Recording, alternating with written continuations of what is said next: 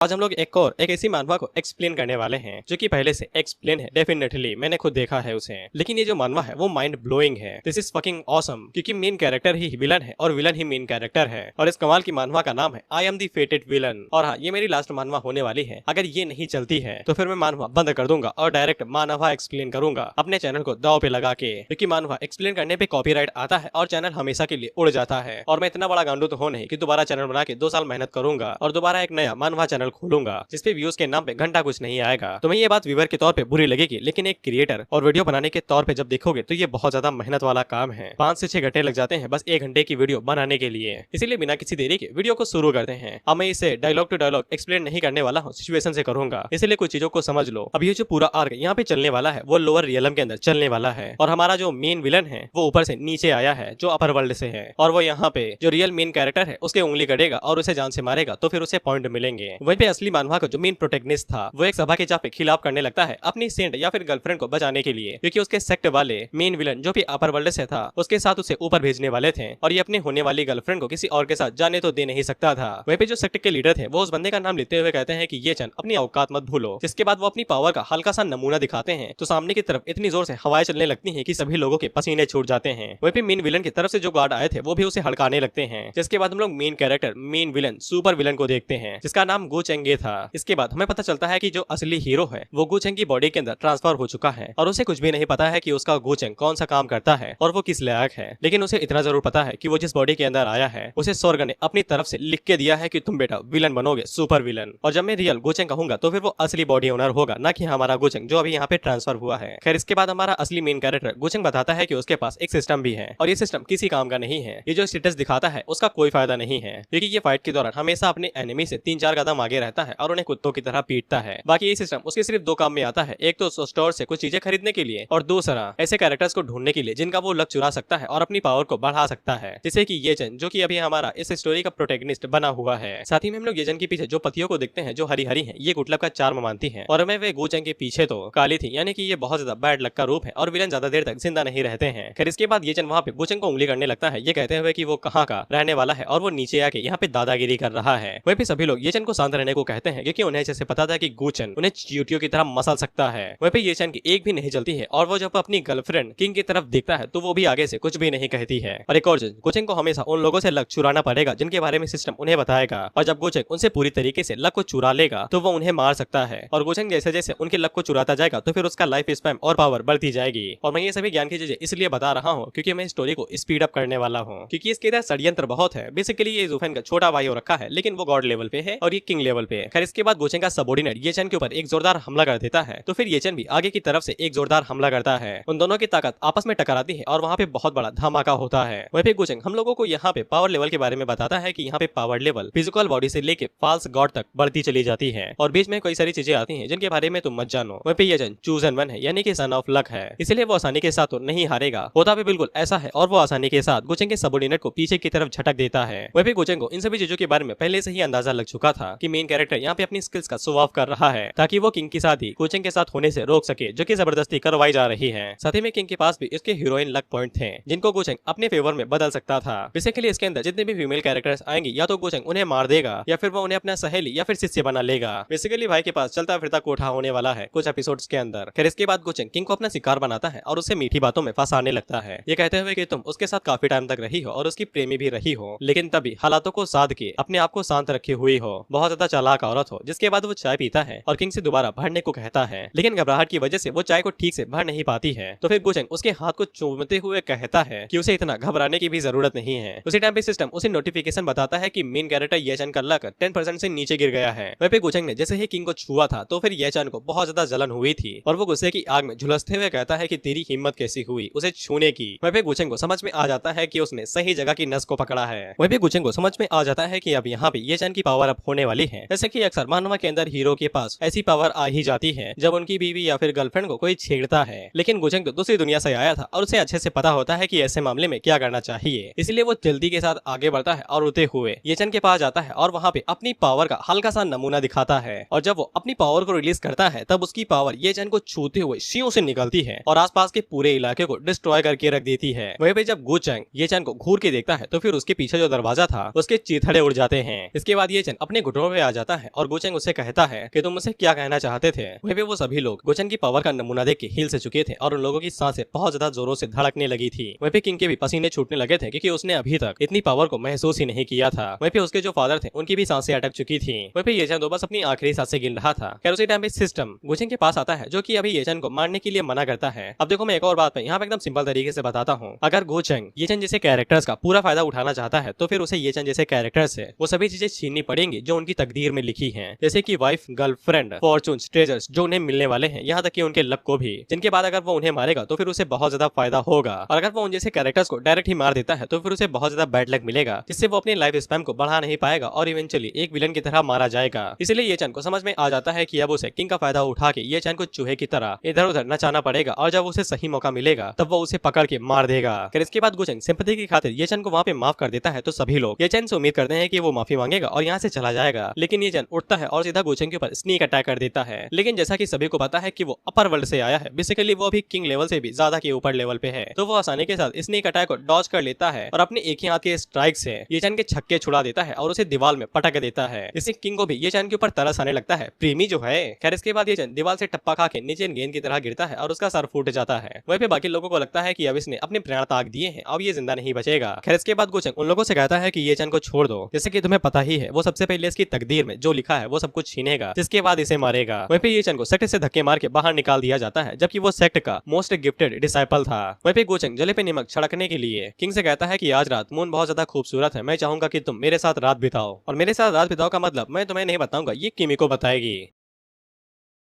वहीं पे किंग भी आगे से मना नहीं कर पाती है क्योंकि उसके फादर उसे फोर्स कर रहे थे और वो आगे से इसके लिए हाँ कह देती है। वहीं पे येचन के दिल के ऊपर तो छुरे चल जाते हैं और उसके बहुत ज्यादा लक पॉइंट माइनस में चले जाते हैं, जो कि डायरेक्टली ही गोचेंग को मिल जाते हैं। वहीं पे अब गोचेंग को येचन को बस चूहे की तरह छोड़ देना था, जो अब बिल में वापस जाएगा और खजाने को ढूंढेगा। इसके बाद गोचेंग उस खजाने को भी छीन लेगा और उसे मार गिराएगा। इसके बाद हम लोग गोचेंग के एक बहुत ज्यादा लॉयल सर्वेंट को देखते हैं, जो कि छत के ऊपर से किंग और उसके फादर की बात सुन रहा था, जहाँ पे किंग के फादर को काफी अच्छे से पता था कि वो येचन को पसंद करती है, लेकिन किंग को भी काफी ज्यादा अच्छे से पता था कि गोचेंग उन्हें वो चीजें दे सकता है जो येचन उन्हें नहीं दे सकता है, इसीलिए वो खुद को कुर्बान करने के लिए मान जाती है। वहीं पे लॉयल सर्वेंट गोचेंग के पास जाता है और उन्हें इन सभी चीजों के बारे में बताता है। साथ ही में वो सर्वेंट गोचेंग को एक खास बात बताता है कि लॉर्ड अपनी बेटी को कुर्बान करने के लिए क्यों आगे बढ़ चुके हैं। टाइजवान सेक्रेट लॉर्ड यानी किंग के फादर की जो वाइफ थी वो अपर वर्ल्ड के अंदर एक नोबल लेडी रहा करती थी, लेकिन उन्हें किसी वजह से अपर वर्ल्ड के अंदर पकड़ लिया गया था और फोर्सफुली वापस यहाँ पे भेज दिया गया है। लेकिन वो नीचे आने के बाद कभी भी किंग के फादर से मिले ही नहीं है, इसीलिए किंग के फादर किंग का इस्तेमाल करके उसे गोचेंग के साथ ऊपर भेजना चाहते हैं ताकि उन्हें वाइफ के बारे में कोई इन्फॉर्मेशन मिल सके। वहीं पे गोचेंग सर्वेंट से येचन के हाल पूछता है तो फिर बताता है कि वो अभी जेल के अंदर बंद है। गोचेंग उससे कहता है कि उसके ऊपर नजर बनाए रखो, वो सोने का चीज ढूंढने वाला चूहा जो है। वहीं पे गोचेंग के हाथों के नीचे अब 2 कैरेक्टर आ चुके थे जिनका अलग अब उसके हाथों के बीच में है। इसके बाद गोचेंग को फर्स्ट गिफ्ट पैक दिया जाता है और जब गोचेंग उसे ओपन करता है तो फिर उसे 3 आइटम दिए जाते हैं, जिनमें से जिसको वो सिलेक्ट करने वाला है उसका नाम broken third of the world seed है। इसके डिस्क्रिप्शन में बताया जाता है कि इसको रिफाइन करने के बाद उसकी बॉडी के साथ एक अलग ही दुनिया का नेचर जुड़ जाएगा और उसके पास बहुत ज्यादा लक आ जाएगा, बिल्कुल बेहिसाब, जिसकी मदद से वो अपनी जिंदगी और मौत को भी कंट्रोल कर सकता है। और गोचेंग को समझ में आ जाता है कि अगर वो वर्ल्ड सीड को कल्टीवेट करता रहता है तो फिर इस दुनिया के अंदर कोई भी माकालाल नहीं है जो उसे मार सकेगा और वो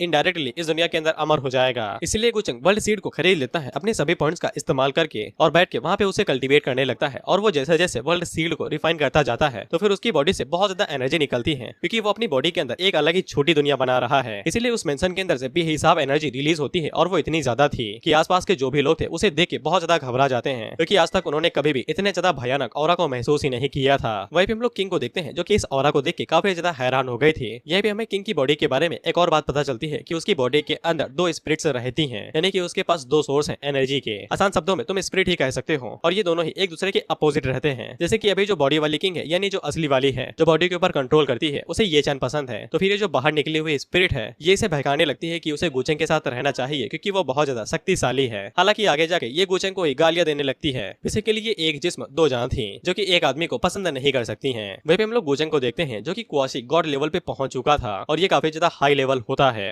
अपर वर्ल्ड के अंदर भी सिर्फ सेक्टर लीडर्स ही इस लेवल को अचीव कर पाते हैं। फिर इसके बाद गोचेंग अंगड़ाई लेके उठता है और कहता है कि चलो अब चूहे को दाना डालने का समय हो चुका है। इसके बाद हम लोग येचन को देखते हैं जिसको जेल के अंदर डाल दिया गया था और ये काफी ज्यादा उदास था क्योंकि ये पिछले 3 साल से ऐसे कभी भी एक्सपीरियंस नहीं किया था जहाँ पे इसकी इतनी ज्यादा बेइज्जती हो और अभी तक इसके पास सब कुछ कुशल मंगल जा रहा था। लेकिन ऐसा लगता है कि भाई को पता नहीं चला है कि उनका जो 3 साल का प्रीमियम सब्सक्रिप्शन और प्रोटैगनिस्ट प्लॉट आर्मर था वो खत्म हो चुका है। खैर ये चैन की तरक्की के पीछे उसकी मास्टर का भी हाथ था, जो कि उसके रिंग के अंदर रहती हैं और अभी तक ये चैन को गाइड करते हुए आ रही थी। लेकिन अब इसका मानसिक संतुलन हिल चुका है और ये गोचैंग से किसी भी कीमत पे बदला लेना चाहता है। तो ये अपनी मास्टर से कहता है कि जाओ और जाके पूरी सिटी के अंदर केओस मचा दो कि एक डंजन खुली है, इससे सभी लोग वहाँ पे भटकने लगेंगे और ये उस बात का फायदा उठा के जेल से बाहर निकल जाएगा। जिसपे ये चैन की मास्टर कहती है कि अगर वो ऐसा करेंगे तो पूरी सिटी डिस्ट्रॉय हो सकती है। लेकिन ये चैन को अब कोई भी फर्क नहीं पड़ता था। वह भी हम लोग लायल सर्वेंट को देखते हैं और वो भी इस बात से हैरान होता है कि इस कमीने के पास इतनी पावरफुल सोल का हिस्सा है, यानी कि मास्टर के बारे में बात हो रही है। इसके बाद हम लोग गोचेंग और किंग को देखते हैं, जहाँ पे वो दोनों बाहर बैठे हुए थे। वह पे किंग गोचेंग से अपर वर्ल्ड के बारे में बात करने लगती है, तो गोचेंग उसे कहता है कि मेरे साथ चल के खुद ऊपर आके क्यों नहीं देख लेती हो। तो फिर किंग आगे से कहती है कि वो अपनी स्ट्रेंथ के साथ यहाँ पे बैरियर को भी पार नहीं कर पाएगी, लेकिन गोचेंग उसे कहता है कि वो उसके साथ चल सकती है। तो फिर सिस्टम गोचेंग को बताता है कि किंग का जो बिहेवियर है वो उसके प्रति बदल चुका है और इसीलिए ये चैन के लक पॉइंट वो माइनस में हो जाते हैं। लेकिन गोचेंग आको भड़काते हुए किंग से कहता है कि वो तो ये चैन को पसंद करती है ना, अगर वो उसे इतना ही पसंद करती है तो वो उसे छोड़ सकता है और उसे अपर वर्ल्ड आने की जरूरत नहीं है। लेकिन किंग आगे से साफ मना कर देती है और बताती है कि उसके लिए उसके फादर और उसका लैंड सबसे ज्यादा जरूरी है। जिसके बाद वो गोचेंग को अपनी फिजिक के बारे में भी बता देती है कि उसके पास 9 यांग बॉडी फिजिक है, जिसके बारे में उसके अलावा और कोई भी नहीं जानता है। किंग जैसे ही अपना सबसे बड़ा सीक्रेट गोचेंग के सामने रिवील करती है तो फिर ये चैन के पॉइंट 300 से भी ज्यादा माइनस हो जाते हैं और किंग की बॉडी एकदम परफेक्ट है डुअल कल्टीवेशन के लिए। इसे गोचेंग भी काफी ज्यादा हैरान होता है क्योंकि ये बहुत बड़ा सीक्रेट है। वह पे किंग गोचेंग से कहती है कि अगर वो उसकी मदद करता है अपर वर्ल्ड जाने में, बैरियर को तोड़ने में, पहले से बाहर निकलने में, तो फिर वो अपनी बॉडी के ऊपर गिव अप करने के लिए रेडी है, यानी कि डुअल कल्टीवेशन के लिए रेडी है। वह भी गोचेंग को इसी मौके का इंतजार था जिससे वो ये चैन को पूरी तरीके से डिस्ट्रॉय कर सकता है। लेकिन सिस्टम गोचेंग को बताता है कि अब वो इससे आगे नहीं बढ़ सकता है। आज उसे जितना भी लक किंग चैन और ये चैन से बाहर निकालना था वो निकाल चुका है, कोटा भर गया है, इसलिए वो ज्यादा नहीं निकाल सकता है। इसीलिए गोचेंग वहाँ पे स्टोन हार्टेड की तरह एक्ट करने लगता है और वो किंग को साफ मना करता है, ये कहते हुए कि उसे इन सभी चीजों के अंदर बिल्कुल भी इंटरेस्ट नहीं है। अगर वो अपनी बॉडी के बारे में बता के उसे इंप्रेस करना चाहती है तो फिर वो ऐसा दिखाएगा कि उसने कुछ सुना ही नहीं है। हालांकि किंग वहाँ पे गोचेंग के साथ चेप होने की कोशिश करती है, लेकिन गोचेंग उसके हाथ को पीछे झटक देता है और उसे कहता है कि वो एक सेक्ट के एल्डर की बेटी है, उसे ढंग से बिहेव करना चाहिए। इतना कहने के बाद गोचेंग वहाँ से निकल जाता है। वहाँ पे किंग की ट्विन सोल बाहर निकलती है और वो उसे बताती है कि वो यहाँ पे खुद चल के आई थी गोचेंग को इम्प्रेस करने के लिए, लेकिन इसके बावजूद वो उसकी अटेंशन को खींच तक नहीं पाई और किंग अपने आप को ही दोष देने लगती है कि उसने गोचेंग को बहुत ज्यादा कम समझ लिया और उसने उसे गलत समझा है। और सिस्टम गोचेंग को बताता है कि किंग का रवैया दोबारा बदला है, इसीलिए उसे 100 लक पॉइंट मिलते हैं। खैर इसके बाद गोचेंग चूहे से मिलने के लिए जाता है उसे दाना डालने के लिए। ये चैन जैसे ही गोचेंग को देखता है तो फिर वो आगे से चीखने लगता है और पूछता है कि यहाँ पे क्या लेने के लिए आए हो, जिसपे गोचेंग साफ कहता है कि मैं यहाँ पे उस पावर हाउस से मिलने के लिए आया हूँ जो अब तक तुम्हें सपोर्ट कर रहा था। जिसपे ये चैन आगे से नौटंकी करने लगता है कि उसे तो कुछ पता ही नहीं है, लेकिन गोचेंग उसे कहता है गधे तेरे चेहरे पे साफ लिखा है तो कुछ छुपाने की कोशिश कर रहा है। तो फिर ये चैन की मास्टर खुद ही रिंग से बाहर निकलती है और वो गोचेंग से साफ कहती है कि वो दोनों एक दूसरे को एनिमी नहीं बनाना चाहते हैं। तो फिर गोचेंग उसके लिए ये सभी चीजें इतनी ज्यादा मुश्किल क्यों खड़ी कर रहा है। गोचेंग सीधा पॉइंट की बात कहता है कि वो बस इतना जानना चाहता है कि मास्टर ये चैन जैसे कचड़े को सपोर्ट क्यों कर रही हैं। आखिर ये चैन ने उन्हें ऐसा क्या दे दिया है जो उसके जैसी पावर उसे सपोर्ट कर रही है। और गोचेंग इस बात से हैरान हो गया था कि ये चैन का जो मास्टर है वो कोई बुढ़ा ग्रैंडपा नहीं, असल में खूबसूरत सिस्टर है। गोचेंग बार बार सीनियर सिस्टर को बस यही कह के उकसा रहा था कि वो अपने टैलेंट को वेस्ट कर रही है ये चैन जैसे कचड़े की सपोर्ट करके। वह पे सीनियर सिस्टर को भी कुछ समझ में नहीं आ रहा था कि गोचेंग असल में चाहता क्या है। वह पे ये चैन को तो खूनी खोले जा रहा था और वो गोचेंग के ऊपर चिल्लाने लगता है कि उसने पहले ही किंग के उसे छीन लिया है, अब वो यहाँ पे उसके मास्टर को भी छीनने के लिए आ चुका है। जिसपे गोचेंग कहता है कि बेवकूफ मत बनो, तुम्हें पहले से ही पता था कि वो हर किसी चीज के लिए राजी है। लेकिन ये चैन अभी भी चीखे और चिल्लाया जा रहा था। तो फिर गोचेंग वहाँ पे दोबारा अपनी पावर का नमूना दिखाता है और वो बस उस लकड़े के फट्टे को हाथ से छूता है तो वो पूरा फट्टा एक ही बार में डिस्ट्रॉय हो जाता है। इससे ये चैन की भले ही ना फटी हो लेकिन सीनियर सिस्टर काफी ज्यादा घबरा जाती हैं। इसके बाद गोचेंग आगे बढ़ता है और सीनियर सिस्टर को एक ऑफर देता है कि अगर वो ये चैन को छोड़ के उसे फॉलो करने लगेंगी तो फिर गोचेंग उन्हें पूरी मदद करेगा उनकी बॉडी को रिकवर करने के लिए। और सीनियर सिस्टर ये चैन को भी सपोर्ट सिर्फ इसीलिए कर रही थी ताकि वो अपनी फिजिकल बॉडी को दोबारा रिकवर कर सके। वह भी सीनियर सिस्टर को कुछ भी समझ में नहीं आता है कि गोचेंग यहाँ पे किस तरह की कूटनीति का प्रयोग कर रहा है। उसके लिए ये चैन को मार के सीनियर सिस्टर को छीनना कोई बड़ी बात नहीं है, लेकिन इसके बावजूद वो यहाँ पे चाल चल रहा है ताकि खुद ही सीनियर सिस्टर उसे ज्वाइन कर ले। लेकिन सीनियर सिस्टर आगे से गोचेंग के ऑफर को मना कर देती हैं और वो बताती हैं कि वो ये चैन के साइड को नहीं छोड़ेंगी। हालांकि गोचेंग उनसे कहता है कि अभी इतना जल्दी जवाब देने की जरूरत नहीं है, वो थोड़ा सा टाइम लेके सोच के उसे बता सकती हैं। और गोचेंग जाने से पहले सीनियर सिस्टर को एक गिफ्ट देके जाता है जो कि एशियंट सोल कल्टीवेशन होली पिल थी, द गॉड गैदरिंग पिल, जिसको देख के वो दोनों ही हक्का बक्का रह जाते हैं। गोचेंग भाई डायरेक्ट अपर वर्ल्ड से नीचे आया है, उसकी जेब के अंदर पड़े हुए पत्थर भी स्पिरिचुअल स्टोन से कम थोड़ी ना है। सीनियर सिस्टर उस पिल को अपने पास रख लेती है क्योंकि वो काफी ज्यादा जरूरी पिल थी और गोचेंग की वजह से मास्टर और डिसाइपल के बीच में खटास आ गई थी और ये चैन को ऐसा लगने लगा था कि अब मास्टर उसे छोड़ के चली जाएंगी। वे वहीं पे सीनियर सिस्टर उसे कहती है कि वो उसे छोड़ के नहीं जाएंगी, लेकिन ये चैन को यकीन नहीं हो रहा था और वो उनसे कहता है कि अगर ऐसी बात है तो फिर वो काम जो उसे दिया गया है वो पूरा करे, यानी कि सिटी के अंदर कियोस मचा दे। तो फिर सीनियर सिस्टर इस बात को साबित करने के लिए कि वो उसके साथ रहेंगी वहां से चली जाती है इस टास्क को पूरा करने के लिए। वहीं पे कोचिंग के पास नोटिफिकेशन आता है कि उसने सक्सेसफुली दोनों के बीच में खटास डाल दी है। अब थोड़ी ही देर में वो दोनों एक दूसरे के ऊपर शक करने लगेंगे। वहीं पे कोचिंग का लॉयल सर्वेंट उससे पूछता है कि अगर उसे वो सोल का हिस्सा ही चाहिए यानी कि सीनियर सिस्टर, तो फिर वो डायरेक्ट ये चैन को मार भी तो सकता है ना। जिसपे कोचिंग उन्हें बताता है कि उसे अच्छे से पता है कि वो किस बारे में बात कर रहे हैं, लेकिन उन्हें ये नहीं भूलना चाहिए कि वो लोग यहाँ पे नीचे किस लिए आए हैं। जिसपे सर्वेंट से हमें पता चलता है कि ये दोनों यहाँ पे एक अल्टीमेट वेपन को लेने के लिए आए हैं जिसका नाम डिसोलेट डीमन स्पीयर है। वहीं पे ओरिजिनल स्क्रिप्ट के मुताबिक ये चैन अपनी जान बचाने के लिए एक सीक्रेट रियोन के अंदर जाता है जहाँ पे उसे वो स्पीयर मिल जाता है और वो स्पीयर उसे मिलने के बाद वो उसकी पावर को रिफाइन कर लेता है और उसका इस्तेमाल करने लगता है। लेकिन अभी गोचेंग के लिए वो बस खजाना ढूंढने वाले चूहे के अलावा और ज्यादा कुछ भी नहीं था। इससे सर्वेंट को सारी बातें समझ में आ जाती है और वो ये चैन के ऊपर नजर रखने के लिए वहाँ से निकल जाता है। इसके बाद गोचेंग वहाँ पे सिस्टम की शॉप को मंगाता है और वहाँ से अपने लिए डिवाइन गॉड इंस्क्रिप्शन नाम की स्किल बुक को बाहर निकाल लेता है। अब ये जो भी स्किल इस्तेमाल करने वाला है वो तुम इसका डायरेक्ट जलवा देखना, मैं इन्हें स्किप करता हूँ। इसके बाद गोचेंग उस स्किल को लेके बैठ जाता है और इसे रिफाइन करने लगता है। अगला सीन डायरेक्ट 3 दिनों के बाद का होता है। अब यहाँ पे एक बहुत बड़ा लफड़ा हो गया है और बहुत जोरों की लड़ाई होने वाली है। हम देखते हैं कि यहाँ पे यांगजो होली लैंड के कुछ लोग आते हैं, साथ ही में सन डायनेस्टी के लोग आते हैं और साथ ही में एशियन फैमिली सौ फैमिली भी यहाँ पे आती है और ये सभी फैमिली एक साथ मिलकर टाइजुआन फैमिली के ऊपर हमला करने वाली थी। और टाइजुआन सेक्टर के पास एक सुप्रीम एल्डर थे जिनकी मदद से वो लोग यहाँ पे अपने सीक्रेट ट्रेजर स्पिरिचुअल वेन की मदद से कल्टीवेट करते हुए आए थे, लेकिन अब वो सुप्रीम एल्डर गुजर चुके हैं, इसीलिए बाकी सभी फैमिलीज यहाँ पे आ चुकी हैं स्पिरिचुअल वेन को चुराने के लिए। यांगजो होली लैंड के लीडर या फिर जो भी हो, झाओटियान नाम है इनका, वो आगे से सोकिंग के फादर, मैंने सोकिंग लगा दिया है, सरनेम वही है, सोकिंग के फादर से कहते हैं कि तुमने काफी टाइम तक स्पिरिचुअल वेन का इस्तेमाल किया है, लेकिन अब तुम्हारे सुप्रीम एल्डर जा चुके हैं, इसीलिए अब तुम्हारा लेवल काफी ज्यादा कम हो चुका है। अगर तुम स्पिरिचुअल वेन हमारे हवाले कर देते हो तो फिर हम इस बात का वादा करते हैं कि तुम्हारे क्लैन में से कोई भी नहीं मारा जाएगा।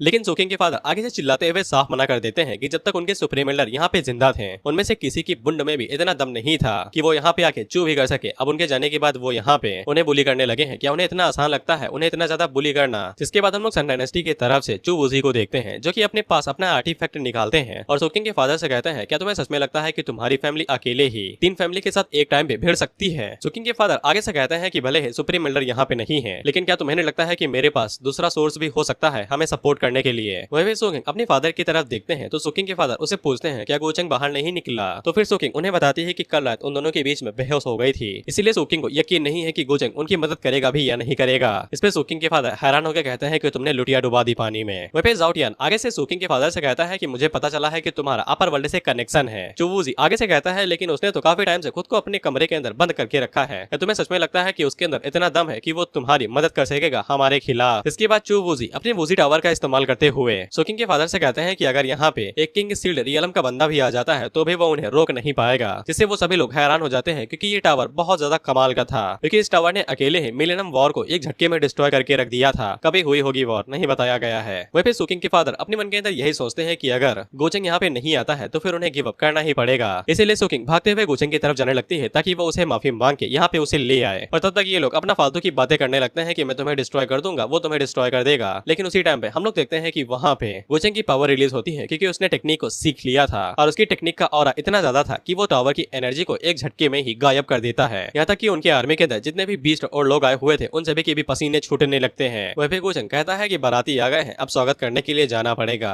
वहीं पे सोकिंग तेजी के साथ आगे बढ़ रही थी गोचेंग के कमरे की तरफ, लेकिन रास्ते के बीच में ही उसे ये चैन रोक लेता है और उसे कहता है कि अभी हम लोगों को यहाँ से भाग चलना चाहिए, पूरा टाइजू अभी लड़ाई के मैदान में बदलने वाला है। लेकिन सोकिंग उसी के ऊपर फूट पड़ती है और उसे चिल्लाते हुए कहने लगती है कि उसे ऐसा क्यों लगता है कि वो यहाँ पे उसके साथ भाग जाएगी जबकि अपने पूरे सेट और उन सभी चीजों को छोड़ के जो उसके हैं। इस पे ये चैन सोकिंग से कहता है क्या गोचेंग तुम्हारे ऊपर प्रेशर डाल रहा है क्या? इस पे सोकिंग साफ मना करती है और उसे चिल्लाते हुए कहती है कि वो कभी भी गोचेंग के बारे में इस तरीके से बात नहीं करेगा, वो कभी भी सोकिंग के ऊपर जोर जबरदस्ती नहीं करेगा, बल्कि वो सोकिंग की गलती थी जब वो उसे अपनी बॉडी ऑफर करके उसे सिंसियरिटी लेने की कोशिश कर रही थी। वह भी ये चैन को अभी भी यकीन नहीं हो रहा था और वो आगे से सोकिंग से कहता है कि उसने तुम्हारे ऊपर जरूर काला जादू किया है। वह भी गोचेंग को भी सिस्टम से पता चल जाता है कि बाहर निब्बा निब्बी का खेल हो रहा है, तो फिर वो बाहर जाने लगता है। अब ऐसे सोकिंग अपनी तलवार बाहर निकाल लेती है और डायरेक्ट ये चैन के सीने के आर पार कर देती है ताकि गोचेंग को ऐसा न लगे कि सोकिंग यहाँ पे ये चैन के साथ बात कर रही थी। ये चैन हैरानी से सोकिंग की तरफ देखता है तो सोकिंग आगे से कहती है कि माफ कर दे, लेकिन तुझसे पीछे छोड़ना ही पड़ेगा। खैर ये चैन की मास्टर तो उसके घाव को ठीक कर देती है, लेकिन ये चैन का दूध टूट चुका था। इसके बाद वो वहाँ से ये गाना गाते हुए भाग जाता है। अच्छा सिला दिया तूने मेरे प्यार का, दिल ही चीर दिया तूने तूने अपने ही यार का। ये चैन के जाने के बाद वहाँ पे गुचेंग आता है। वहीं पे गुचेंग सुकिंग से कहता है कि उसने जो यहाँ पे कांड किया है, क्या उसे डर नहीं लगता है कि जब वो दोबारा ये चैन से मिलेगी तब सिचुएशन और भी ज्यादा खतरनाक हो सकती है। जिसपे सुकिंग बताती है कि उसे कोई फर्क नहीं पड़ता है क्योंकि उसने पहले ही गुचेंग को फॉलो करने का इरादा कर लिया है। जिसपे गुचेंग उसे गले लगा लेता है और उसे कहता है कि अब से सुकिंग की प्रॉब्लम उसकी प्रॉब्लम है। वहीं पे सुकिंग तो इससे काफी ज्यादा खुश हो जाती है, लेकिन गुचेंग अपने मन के अंदर सोचता है कि इसके पास अभी भी हाई फॉर्चून है जिसका वो इस्तेमाल फ्यूचर में कर सकता है, तो फिर रिजर्व रखने में कोई भी बुराई नहीं है। इसके बाद वो दोनों उस तरफ जाने लगते हैं जहाँ पे सभी फैमिलीज इकट्ठा हुई थी। वहीं पे वो सभी लोग सुकिंग के फादर से कहते हैं कि अगर सुप्रीम एल्डर अभी भी जिंदा है तो फिर उसे यहाँ पे इतना बवाल नहीं करना चाहिए और जल्दी बुला लेना चाहिए। सुकिंग के फादर उन लोगों से पूछते हैं कि उन्हें इस बारे में पता कैसे चला कि उनके सुप्रीम एल्डर की मौत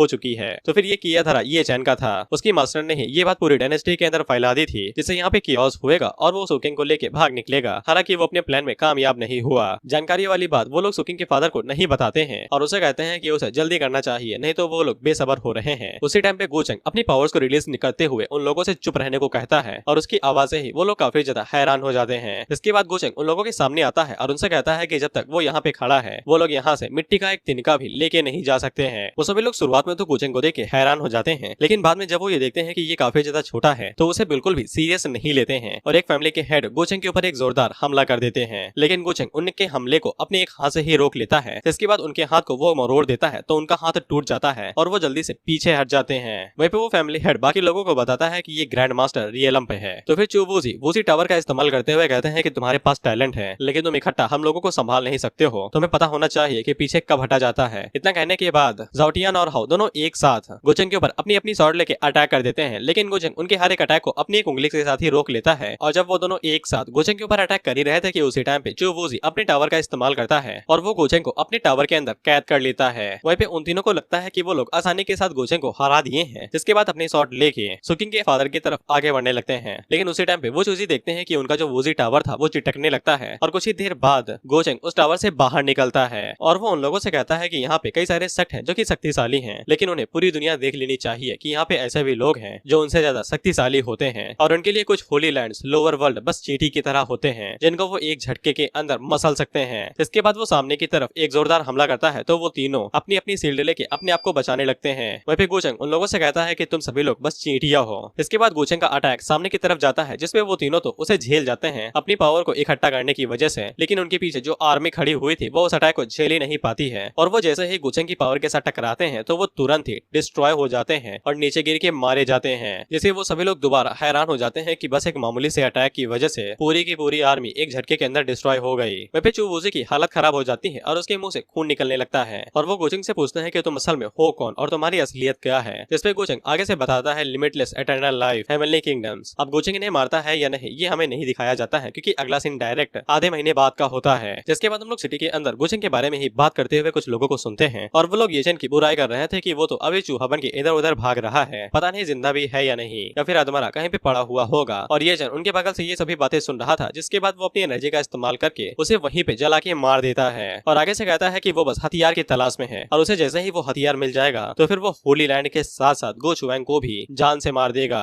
इसके बाद हम लोग सुकिंग के फादर को देखते हैं और उनके हॉल के अंदर तीनों फैमिली के हेड भी थे। अब ये लोग एक ही अलायंस के अंदर काम करने वाले थे गोचेंग की बदौलत। उसी टाइम पे उन लोगों के पास एक लड़की आती है जो कि वहाँ पे जिया डायनेस्टी की तरफ से डिस्कशन का इन्विटेशन लेके आई थी। अब ये इन्विटेशन किसी फैमिली के डिस्कशन के लिए नहीं है, बस उनके यहाँ पे एक डंजन खुली है तो फिर सभी सेक्टरों को बुलाया जाता है कि जिसपे सभी लोग एक साथ एक्सप्लोर करें और खतरे को कम किया जा सके। और ऐसा माना जाता है कि उनकी डायनेस्टी के अंदर कुछ लोग शक्तिशाली रहा करते थे और वो शायद कुछ लोग ऊपर भी जा चुके हैं। वहीं पे गोचेंग अपने मन के अंदर सोचता है कि उसने गैदरिंग पेल के ऊपर पहले से ही मार्कर लगा दिया था, इसीलिए ये चैन जहाँ जहाँ पे भी जाएगा उन्हें पता चलता रहेगा, लेकिन शायद से वो अपने रास्ते बदल सकता है और उसे कोई नई चीज भी मिल सकती है। इसीलिए गोचेंग सुकिंग से कहता है कि तैयारियां शुरू करो, हम भी लोग वहाँ पे जाने वाले हैं। इसके बाद गोचेंग वहाँ पे अपने लॉयल सर्वेंट को बुलाता है और उसे कहता है कि मुझे पता है कि तुम सेंट्रल स्टेट से ही डायरेक्ट सीधा अपर वर्ल्ड के अंदर गए थे। जिसपे लॉयल सर्वेंट आगे से बताता है कि 30,000 साल पहले वो सेंट्रल स्टेट से अपर वर्ल्ड के अंदर आए थे जब वो सेलेस्टियल ग्रीन्स रियलम पे थे। हालांकि जब वो अपर वर्ल्ड के अंदर आए थे तब वो काफी ज्यादा कमजोर थे, इसलिए एक ग्रेट सेक्ट ने इन्हें अपना गुलाम बना लिया और ये लोग माइनिंग करने के लिए जाते थे और कुछ ही देर में ये लोग वहाँ की स्पिरिचुअल एनर्जी से दूषित होकर मारे भी जाने वाले थे। लेकिन गो फैमिली की किसी एल्डर की मदद से वो वहाँ से बच के निकल पाए और इसीलिए ये गो फैमिली से बहुत ज्यादा लॉयल है। वहीं पे गोचेंग उन्हें बताता है कि 3 दिनों के वो लोग सेंट्रल स्टेट के अंदर जाने वाले हैं जिससे वो अपनी फैमिली से दोबारा मिल पाएंगे। तो वो काफी ज्यादा खुश हो जाते हैं और गोचेंग को शुक्रिया कहने लगते हैं। जिसपे गोचेंग बताता है कि हम लोग वैसे भी वहाँ पे जाने वाले थे, तुम अपनी फैमिली के साथ थोड़ा सा समय बिताने ला। और गोचेंग ये जानबूझ के कर रहा था क्योंकि ये थोड़ी सी चीज भी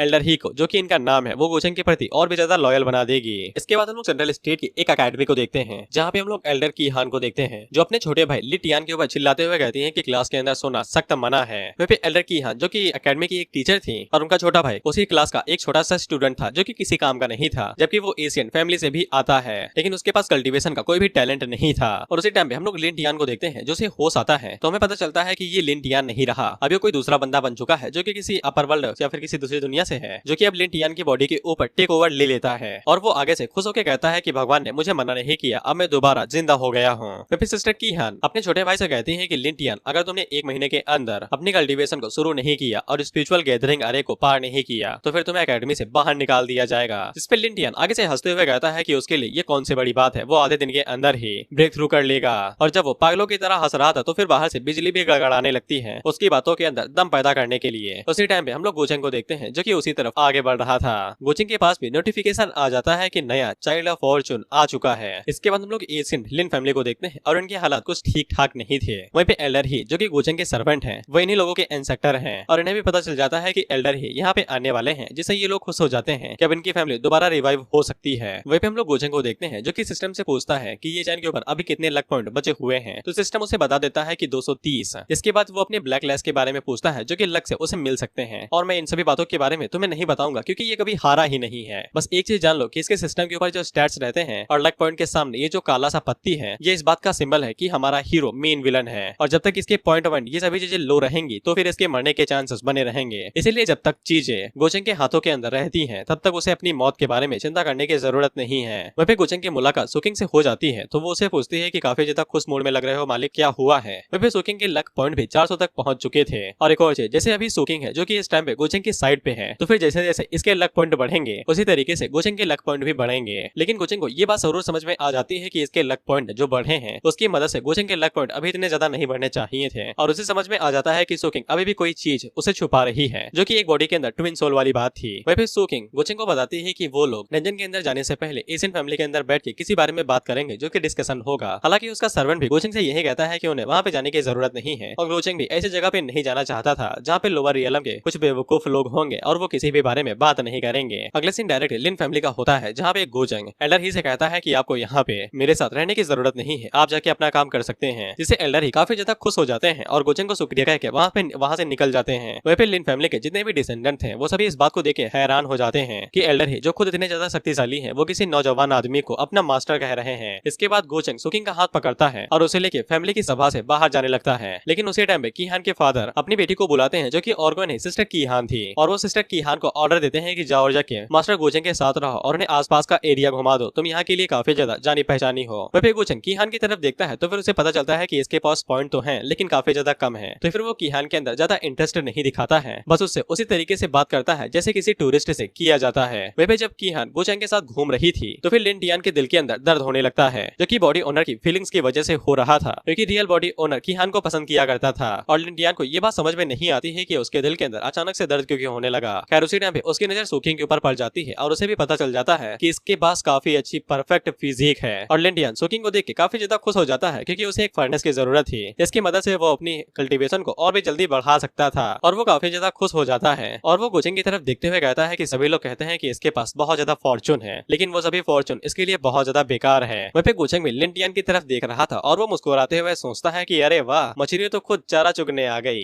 लेकिन गोचेंग को एक बात समझ में नहीं आती है कि उसने अभी तक लिन टियान को दाना भी नहीं डाला है, वो क्यों यहाँ पे फड़फड़ाते हुए आ रहा है। इसके बाद वो कीहान की तरफ देखता है, और उसे सब कुछ समझ में आ जाता है कि ये असर दाने का नहीं बल्कि प्यार का है। इसके बाद कीहान गुआनचेंग को लिन टियान के बारे में बताती है कि वो किसी भी काम का नहीं है, न है उसके पास कल्टीवेशन का टैलेंट है, और न ही वो बाकी किसी काम के लायक है। लेकिन गुआनचेंग उसे कहता है कि इसे क्या ही फर्क पड़ता है, लेकिन उसकी किस्मत काफी ज्यादा अच्छी है कि उसके पास कीहान जैसी काफी ज्यादा अच्छी और प्यारी बहन है जो उसका ख्याल रखती है। लेकिन कीहान गुआनचेंग को बताती है कि ऐसा नहीं है, वो आजकल काफी ज्यादा समझदार हो गया है और काफी अच्छे से अपनी कल्टीवेशन को भी कर रहा है, जिससे गुआनचेंग को समझ में आ जाता है कि उसके ऊपर किसी पावरफुल बंदे ने टेक ओवर ले लिया है। वहीं कीहान गुआनचेंग को आगे बताती है कि वो काफी जल्दी ब्रेक थ्रू कर रहा है, और ऊपर से उसने एक एल्डर की गलती को भी पकड़ लिया था। इसके बाद वो दोनों लिन टियान के बारे में ही बात करने लगते हैं। लेकिन गुआनचेंग की पर्सनालिटी को तुम लोग जानते ही हो, सबसे पहले वो लड़की फंसाता है, जिसके बाद वो उसे उसके प्यारे बंदे की तरफ भड़का देता है। गुआनचेंग बिल्कुल ऐसा ही करता है। दरअसल लिन टियान ने यहाँ पे अल्केमी करना शुरू कर दिया है, इसीलिए वो कीहान से कहता है कि उसे तो अभी तक कल्टीवेशन भी ढंग से शुरू नहीं की है, तो फिर वो अल्केमी कैसे करने लगा? क्या ऐसा हो सकता है कि तुम्हारी एशियन हिलियन फैमिली के अंदर उसने किसी ने उसे सीक्रेट मेथड के बारे में बताया हो, जिससे कीहान काफी ज्यादा सतर्क और हैरान हो जाती है क्योंकि उनकी फैमिली के पास ऐसा कोई भी मेथड नहीं है। और गुआनचेंग को यकीन हो जाता है कि उसने सही जगह पे निशाना लगाया है। कीहान को भी लिन टियान के ऊपर शक होने लगा है। उसी टाइम पे सिस्टम गुआनचेंग को बताता है कि वो जिन भी फॉर्चून सन के लक्ष्य को 0 पे ले आएगा तो फिर उन्हें मारने के बाद उसे हेवनली रिवॉर्ड मिलेगा। और गुआनचेंग अपने मन के अंदर सोचता है कि वो अभी ये जान को छू नहीं सकता है क्योंकि वो अभी उसके लिए खजाना ढूंढने वाले चूहे की तरह है, इसीलिए वो तब तक लिन टियान के साथ ही खेल लेगा। रात के टाइम पे कीहान दोबारा गुआनचेंग से मिलने के लिए जाती है मिठाई का बहाना लेके, लेकिन सुकिंग वहाँ पे मिठाई को रख लेती है तो फिर कीहान वहाँ से चली जाती है बिना कुछ कहे। जैसे सुकिंग को इतना तो अंदाजा लग सकता है कि कीहान यहाँ पे गुआनचेंग से ही मिलने के लिए आई थी, इसीलिए गुआनचेंग भी सुकिंग के पीछे आता है और उसे पूछता है क्या तुम्हें जेलसी हो रही है, जिसपे सुकिंग जलस तो थी लेकिन इसके बावजूद वो गुआनचेंग से कुछ भी नहीं कहती है क्योंकि वो अभी ऐसे हालातों में बिल्कुल भी नहीं है कि वो गुआनचेंग से कुछ मांग सके। और ऊपर से वो जेलस होती है या नहीं इससे कोई फर्क नहीं पड़ता है। और वो जाते हुए गुआनचेंग से कहती है कि अगर वो कीहान को रखना चाहता है तो फिर वो रख सकता है। वहीं पे गुआनचेंग को भी समझ में नहीं आता है कि इसे क्या हो गया, अचानक से ये नखरे क्यों दिखाने लगी। वहीं पे कीहान की मुलाकात लिन टियान से हो जाती है जो कि डायरेक्ट उसे कहता है कि उसे ज्यादा गुआनचेंग के करीब नहीं जाना चाहिए, वो बंदा बिल्कुल भी ठीक नहीं है और किसी भी टाइम उसका फायदा उठा सकता है। जिसपे कीहान लिन टियान की बिल्कुल भी बात नहीं सुनती है और उसे कहती है कि उसे गुआनचेंग के बारे में ऐसी तैसी बातें नहीं करनी चाहिए और अगर वो कोई अच्छा इंसान होता भी नहीं है तो क्या फर्क पड़ता है, वो कीहान से क्या ही छीन लेगा। इतना कहने के बाद वो गुस्से में वहाँ से निकल जाती है और अपने मन के अंदर सोचती है कि दिन प्रतिदिन ये बहुत ज्यादा चिड़चिड़ा होता जा रहा है, ना कि इसकी कल्टीवेशन बढ़ रही है। और उसे याद आता है कि वो अल्केमी के बारे में पूछना भूल ही गई कि उसने अल्केमी कैसे सीख ली। इसके बाद उसका लिन टियान के ऊपर और भी ज्यादा शक बढ़ने लगता है। इधर सिस्टम गुआनचेंग को बताता है कि कीहान का शक लिन टियान के ऊपर बढ़ता जा रहा है, इसीलिए लिन टियान का जो लक था वो धीरे धीरे करके कम होने लगता है। वहीं पे गुआनचेंग आगे से खुश होकर कहता है कि सारे मोहरे अपनी जगह पे हैं, बस सामने वाले को अपनी चाल चलने की देरी का इंतजार है। इसके बाद हम लोग लिन टियान को देखते हैं जो कि जंगल के अंदर किसी कर्ज की तैयारी कर रहा था, जिसकी मदद से वो गुआनचेंग के ऊपर आज रात हमला करने वाला था। हालांकि वो हमला गुआनचेंग के ऊपर कुछ दिनों बाद करना चाहता था लेकिन गुआनचेंग ने कीहान के ऊपर हाथ डाल दिया है, इसीलिए रियल बॉडी के ओनर को दिक्कत हुई है, इसीलिए लिन टियान वहाँ पे जल्दबाजी कर रहा है। इसके बाद उसके कर्ज टेक्निक पूरी हो जाती है जो कि डीमन से ही जुड़ी हुई थी। उस कर्ज के अंदर से कई सारे डीमन बाहर निकलते हैं जो आगे की तरफ बढ़ने लगते हैं और लिन टियान गुआनचेंग से कहता है कि तुम भले ही कहीं के बाहुबली हो लेकिन इस तकनीक के सामने तुम्हारा बाहुबल भी किसी काम का नहीं है। हम लोग देखते हैं कि वो सभी घोस्ट या फिर डीमंस एक बुल के अंदर बदल जाते हैं जो तेजी के साथ गुआनचेंग के कमरे या फिर घर की तरफ आगे बढ़ रहे थे। वहीं पे गुआनचेंग को पहले से ही पता था कि वो कौन सी टेक्निक का इस्तेमाल करने वाला है, तो वो आगे से कहता है कि ये मेरा बाहुबल देखना चाहता है, ऐसा लगता है कि दिखाना पड़ेगा। इसके बाद गुआनचेंग वहाँ पे अपनी पावर को रिलीज करता है तो हम लोग देखते हैं कि उसकी पावर से वहाँ पे उसकी स्पिरिचुअल बॉडी बन जाती है और गुआनचेंग से उससे कंट्रोल करते हुए कहता है कि अब मैं तुम्हें दिखाता हूँ अपना बाहुबल। हम देखते हैं कि वो बुल काफी तेजी के साथ स्पिरिचुअल बॉडी की तरफ आगे बढ़ रहा था लेकिन स्पिरिचुअल बॉडी अपने एक हाथ को आगे की तरफ बढ़ाता है और उस बुल के पेट को चीरते हुए उसके कोर को बाहर निकाल के उसे पूरी तरीके से डिस्ट्रॉय कर देता है। कोर के डिस्ट्रॉय होते ही उसके अंदर से लाजवाब पावर बाहर निकलती है और उसका फोर्स हर तरफ फैल जाता है, यहाँ तक कि एल्डर ही और कीहान के फादर को भी ये पावर महसूस होती है। वहीं पे हम लोग लिन टियान को देखते हैं और कोर बुरी तरीके से डिस्ट्रॉय होने की वजह से उसके ऊपर ब्लैक फ्लैश पड़ते हैं और वो काफी ज्यादा कमजोर होकर नीचे गिर जाता है। वहीं पे गुआनचेंग की स्पिरिचुअल बॉडी उस कोर की एनर्जी के साथ साथ बाकी सभी एनर्जी को भी एब्जॉर्ब कर लेती है और गुआनचेंग के पास बहुत ज्यादा कमाल की एनर्जी भी आ जाती है जो उसके लाइफ स्पैन को भी बढ़ाने के लिए बहुत ज्यादा कमाल की है। और गुआनचेंग उस एनर्जी पिल को खाते हुए कहता है कि सन ऑफ फेट, तुम तो काफी ज्यादा लाजवाब हो, मैंने अभी तक कुछ किया भी नहीं तब भी तुमने मुझे कमाल का गिफ्ट दे दिया। वहीं पे एल्डर ही और उनके जितने भी डिसेंडेंट थे वो सभी बाहर निकलते हैं और गुआनचेंग से माफी मांगने लगते हैं कि उसके वहाँ पे होते हुए भी वो लोग इस हमले को रोक नहीं पाए और ना ही डिटेक्ट कर पाए। वहीं पे गुआनचेंग उन लोगों से कुछ भी नहीं कहता है, वो बस इतना जानना चाहता था कि किसने इस टेक्निक का इस्तेमाल किया है, जिसपे वो लोग आगे से कहते हैं कि वो पूरी सिटी को खंगोल डालेंगे और जो भी बंदा उन्हें ऐसा मिलेगा जो कि ब्लैक लैश के साथ होगा तो वो लोग उसे यहाँ पे ले आएंगे। वहीं पे गुआनचेंग जानबूझ के ये सब किया था क्योंकि उसे काफी अच्छे से पता था कि अब लिन टियान यहाँ पे पकड़ा जाएगा। वहीं पे हम लोग कीहान को देखते हैं जो कि लिन टियान की कुटिया पे आई हुई थी। वहीं पे लिन टियान की हालत बहुत ज्यादा खराब थी और उसका इनर सोर्स पूरी तरीके से डैमेज हो गया था, अब वो यहाँ पे चल भी नहीं सकता था और उसे अच्छे से पता था कि अगर वो इस हालातों में डिस्कवर किया जाएगा तो फिर सभी को पता चल जाता कि उसी ने गुआनचेंग के ऊपर हमला किया है। इसीलिए वो यहाँ पे फैसला करता है कि वो अपनी मौत का नाटक करेगा और अपनी डिवाइन सोल टेक्निक का इस्तेमाल करके अपनी सोल को बॉडी से अलग कर देगा और किसी को भी शक नहीं होगा कि उसी ने ये कांड किया है। और जब सभी लोग यहाँ से चले जाएंगे तब वो दोबारा बॉडी के अंदर आ जाएगा। इसके बाद वो बिल्कुल ऐसा ही करता है और अपने हाथों से ही अपने सीने को चीर लेता है और वहीं पे गिर के मारा जाता है। और जब कीहान अंदर आती है तो फिर वो लिन टियान को ऐसी हालातों में देख के समझ जाती है कि इसी ने गुआनचेंग के ऊपर वो हमला किया था। खैर इसके बाद कीहान ये वाली बात अपने फादर को बताती है, जिसके बाद वो सभी लोग यहाँ तक कि एल्डर ही भी गुआनचेंग के सामने आते हैं और उसे ये बात बताते हैं कि जिस बंदे ने उसके ऊपर हमला कराया था वो पहले ही मारा जा चुका है। और वो सभी लोग गुआनचेंग से कहने लगते हैं कि उसकी जगह पे गुआनचेंग उन्हें पनिशमेंट दे सकता है। हालांकि गुआनचेंग को सिस्टम की मदद से पता चल जाता है कि वो अभी तक मरा नहीं है। लिन टियान जरूर किसी सोल टेक्निक का इस्तेमाल करके अपने सोल को बचाए हुए है और सबके बुद्धू बनने के बाद वो दोबारा अपनी बॉडी के अंदर वापस आ जाएगा। वहीं पे लिन फैमिली के जितने भी लोग थे वो सभी लिन टियान को गालियां दे रहे थे कि उसकी वजह से अब पूरी फैमिली को उसकी करने का भुगतान करना पड़ेगा। वहीं पे कीहान को भी लिन डियान से अब घिन आने लगी थी। इसीलिए गुचेंग के पास बहुत ज्यादा लक वैल्यू जाती है, क्योंकि सभी लोग अब लिन डियान से नफरत करने लगे थे। इसीलिए उसकी लक वैल्यू काफी ज्यादा घट चुकी थी, जो कि डायरेक्ट गुचेंग को मिल गई थी। और उसे समझ में आ जाता है कि अब उसके पास ज्यादा लक वैल्यू नहीं बची है। उसका जो रास्ता कीहान के साथ है वही बचा कुचा उसकी लक वैल्यू होगी। इसके बाद गुचेंग लिन फैमिली से कहता है कि अपर वर्ल्ड के अंदर इस तरह की सीक्रेट टेक्निक का इस्तेमाल करके स्नीक अटैक करना कोई बड़ी बात नहीं है। और वैसे भी लिन टियान ने जो कांड किए हैं उसका लिन फैमिली से कोई भी लेना देना नहीं है, इसलिए उन लोगों को माफी मांगने की जरूरत नहीं है। इससे वो सभी लोग काफी ज्यादा खुश हो जाते हैं और गुचेंग उन लोगों को वहां से जाने से कहता है और ये भी कहता है कि लिन टियान की बॉडी को मत छूना, यानी कि अंतिम संस्कार मत करना, क्योंकि गुचेंग को अभी भी उसे दोबारा जिंदा करना है और उसे मार के थोड़े से पॉइंट और लेने हैं। वो सभी लोग इस चीज के लिए मान जाते हैं और वहां से जाने लगते हैं, लेकिन गुचेंग कीहान को रोक लेता है और उसे कहता है कि उसके दिन थोड़े से ठीक नहीं चल रहे हैं, इसीलिए वो चाहता है कि कीहान उसे आसपास का इलाका घुमा दे।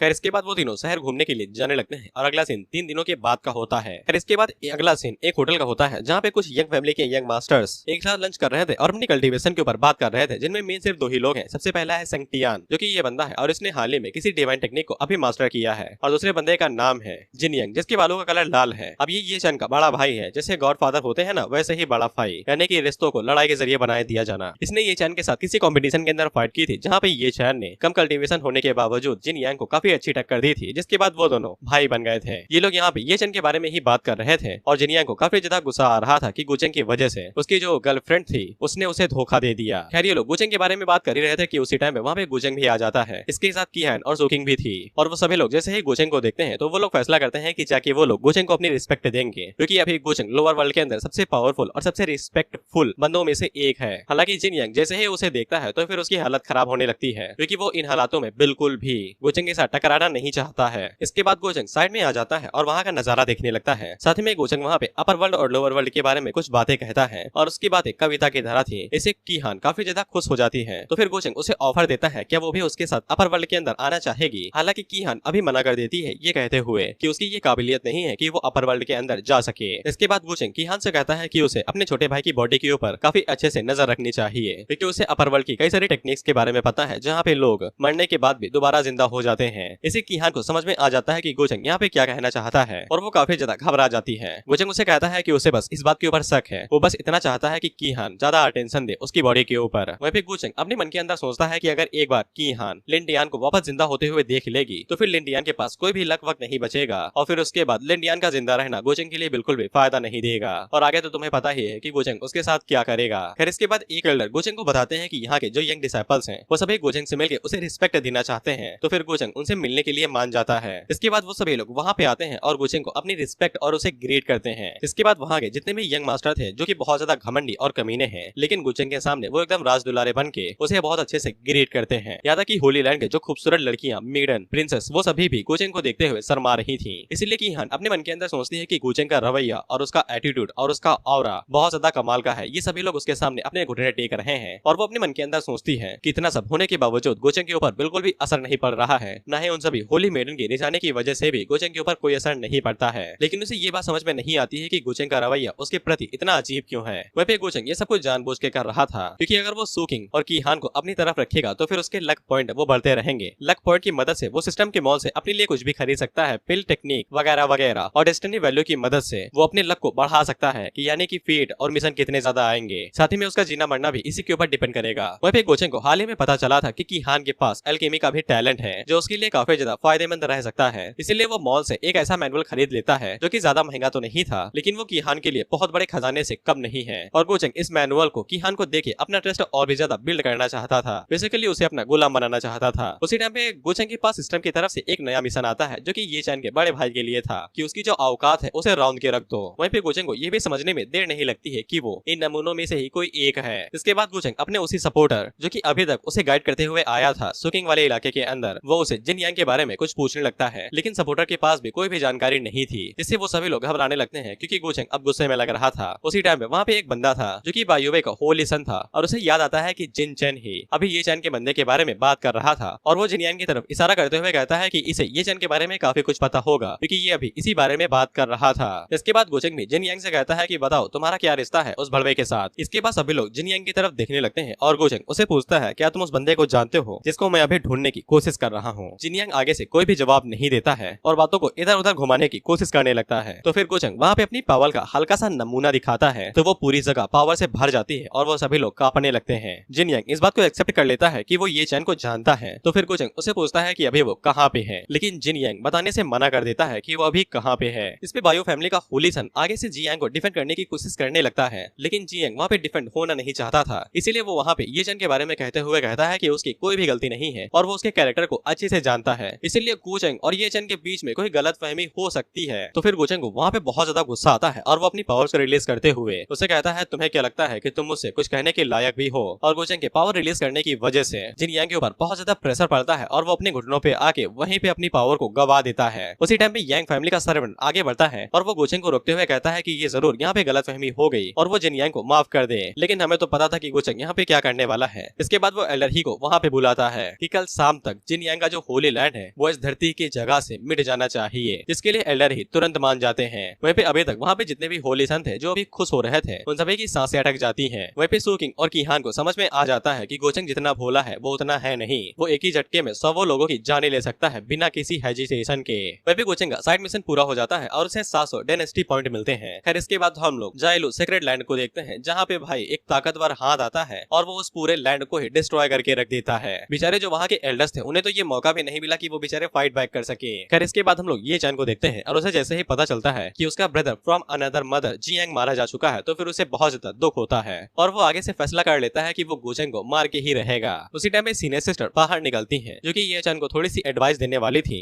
लेकिन ये चैन उनसे साफ कह देता है कि अगर वो यहाँ पे ये कहने के लिए आई है कि वो गोचेंग के साथ अभी ना भिड़े तो ऐसा नहीं होने वाला है। जैसे ही उसे सेक्रेट रियलम के मास्टर से उसके डिमोनिक वेपन को अपने हाथों में ले लेगा तो वो पक्का गोचेंग को मार डालेगा। इसके बाद हम लोग गोचेंग कीहान और सुकिंग को देखते हैं जहाँ पे गोचेंग कीहान के सर को सहलाते हुए कहता है क्या मैंने तुम्हें कुछ ज्यादा डरा दिया, जिसपे कीहान आगे से कहती है कि उसने कभी भी गोचेंग के ऐसे रो को नहीं देखा था। जिसपे गोचेंग आगे से उसे वही एल्केमी मैनुअल देते हुए कहता है कि ये उसकी तरफ से सॉरी का टोकन है। कीहान उस मैनुअल को तुरंत अपने पास रख लेती है और कहती है कि उसे इसी चीज की जरूरत थी। वहीं पे सुकिंग भी गोचेंग से कहती है कि वो भी डर गई थी, लेकिन गोचेंग उसे कोई भी भाव नहीं देता है और कहता है कि आज रात का मून इतना भी बुरा नहीं है। अगला सीन कुछ दिनों के बाद का होता है जहाँ पे लिन फैमिली को बहुत ज्यादा इज्जत मिल रही थी और कई सारी बाकी फैमिली भी उनके साथ एसोसिएट कर रही थी। वहीं पे कीहान अपने मन के अंदर सोचती है कि गोचेंग भले ही दो मुंही सांप वाला बंदा हो, लेकिन कीहान और लिन फैमिली के लिए वो बहुत ज्यादा बुरा नहीं है और वो उनकी काफी ज्यादा मदद भी कर रहा है। नहीं तो लिंटियन ने जो कांड उसके खिलाफ किया था वो बिल्कुल भी शांत नहीं बैठता। उसी टाइम पे हम लोग लिंटियन भाई साहब को देखते हैं जो कि जाग उठते हैं। वहीं पे जो गार्ड उसके ऊपर नजर रखे हुए था जैसे ही वो देखता है तो वो भागते हुए कीहान के पास चला जाता है और उसे बताता है कि भाई साहब जिंदा हो गए हैं। वहीं पे लिंटियन अपने मन के अंदर सोचता है कि बस उसे अब अपनी याददाश्त भूलने का एक्टिंग करनी है और बस वो इन सभी चीजों से बच के निकल जाएगा। लेकिन वो जैसे ही अपना सर उठा के ऊपर की तरफ देखता है तो फिर साक्षात यमराज उसके सामने खड़े थे जो उसे देखते हुए मुस्कुरा रहे थे।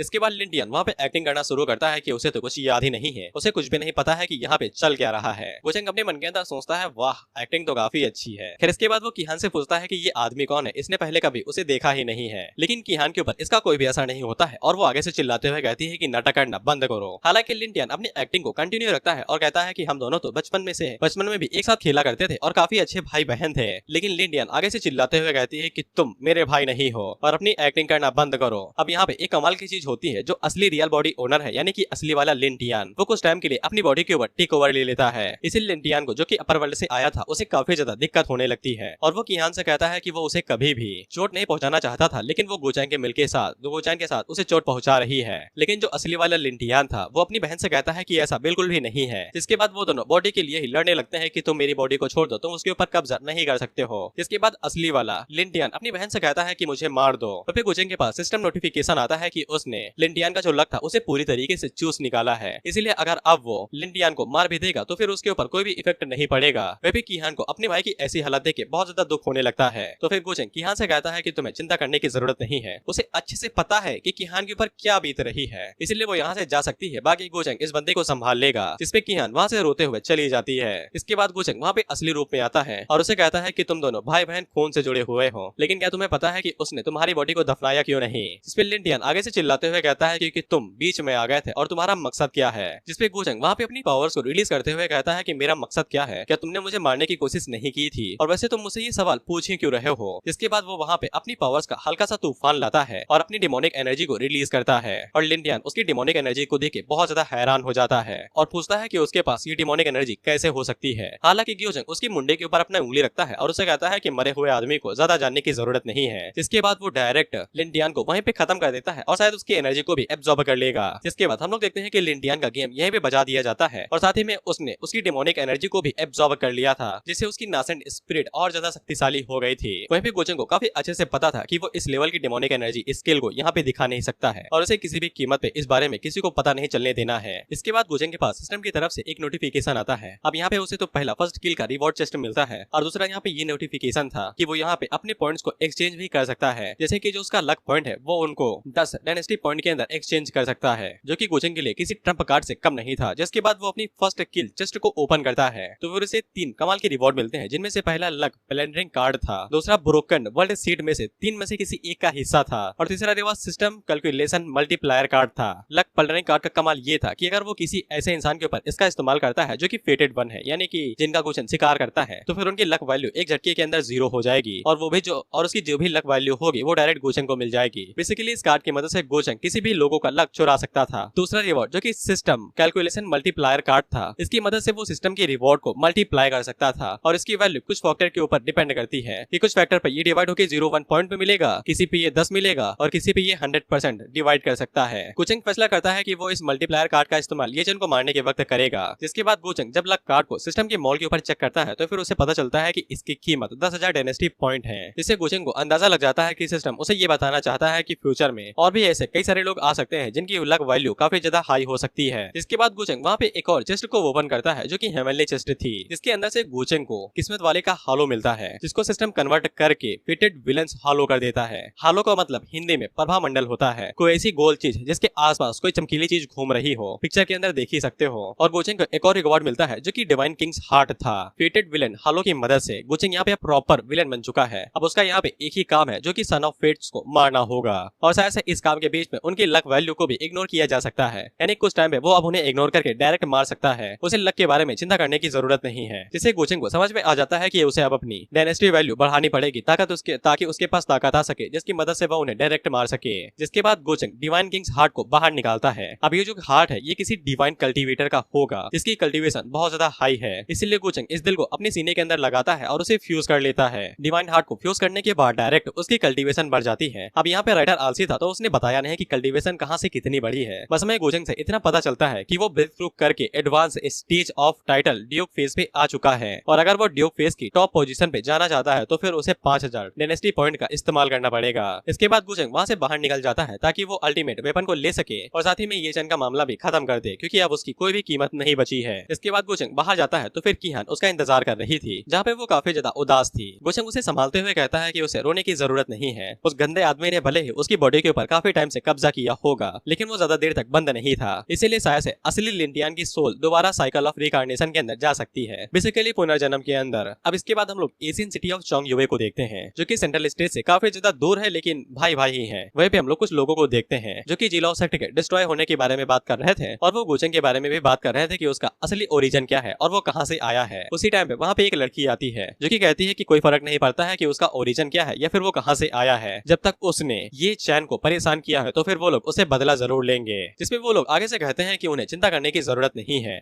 वो भले ही अपर वर्ल्ड से हो लेकिन उसकी कोई भी औकात नहीं है हमारे एशियन सेक्रेट माउंटेन के सामने। हमें ये भी पता चलता है कि इस लड़की का नाम लियो ली है, लेकिन हम इसे लिली बुलाएंगे। इनमें से ये बंदा जो कि इंसानों की तरह दिखता है वो आगे से कहता है कि वो बस अपर वर्ल्ड का छोटा सा बच्चा है जो कि किसी एल्डर के साथ यहाँ पे आया हुआ है, तो फिर हमारा अजूरे वर्ल्ड उसके सामने बिल्कुल भी डरेगा नहीं, हम उसे कुत्ते की तरह मारपीट के एक बराबर कर देंगे। जिसके बाद लिली वहाँ पे अपनी आंट जुए को बुलाती है और उसे ये चैन की खबर लेती है, जिसपे आंट जुए वहाँ पे पता नहीं कैसे आती है, जो बताती है कि उन्हें अभी नहीं पता है कि ये चैन कहाँ पे है और पिछली बार उसकी एनर्जी के निशान सेंट्रल सिटी से मिले थे, सॉरी सेंट्रल स्टेट से। जिसपे लिली आगे से कहती है कि ये चैन काफी ज्यादा सफर किया है। अब देखो आंट जुए यहाँ पे लिली को काफी अच्छे से समझाती है कि वो एक फिनिक्स की तरह पैदा हुई है और उन्हें 9 आसमानों के ऊपर जाके चीखों से चिल्लाना है और उसे किसी भी टाइम अपर वर्ल्ड के अंदर जाना ही पड़ेगा और ये चैन कभी भी इस जिंदगी के अंदर फॉल्स गॉड फेज तक पहुंच ही नहीं पाएगा। फेज का मतलब रियलम समझ लो या फिर स्टेज। इसीलिए वो ये चाहती है कि वो ये चैन का पीछा छोड़ के वापस अपर वर्ल्ड के अंदर चली जाए। अब देखो यहाँ पे लिली का ये चैन के ऊपर अटूट विश्वास था, इसलिए वो बिल्कुल भी ये चैन को यहाँ पे छोड़ने नहीं वाली थी और उसे पक्का यकीन था कि वो भी 9 आसमानों के ऊपर केचुए की तरह चिल्लाएगा।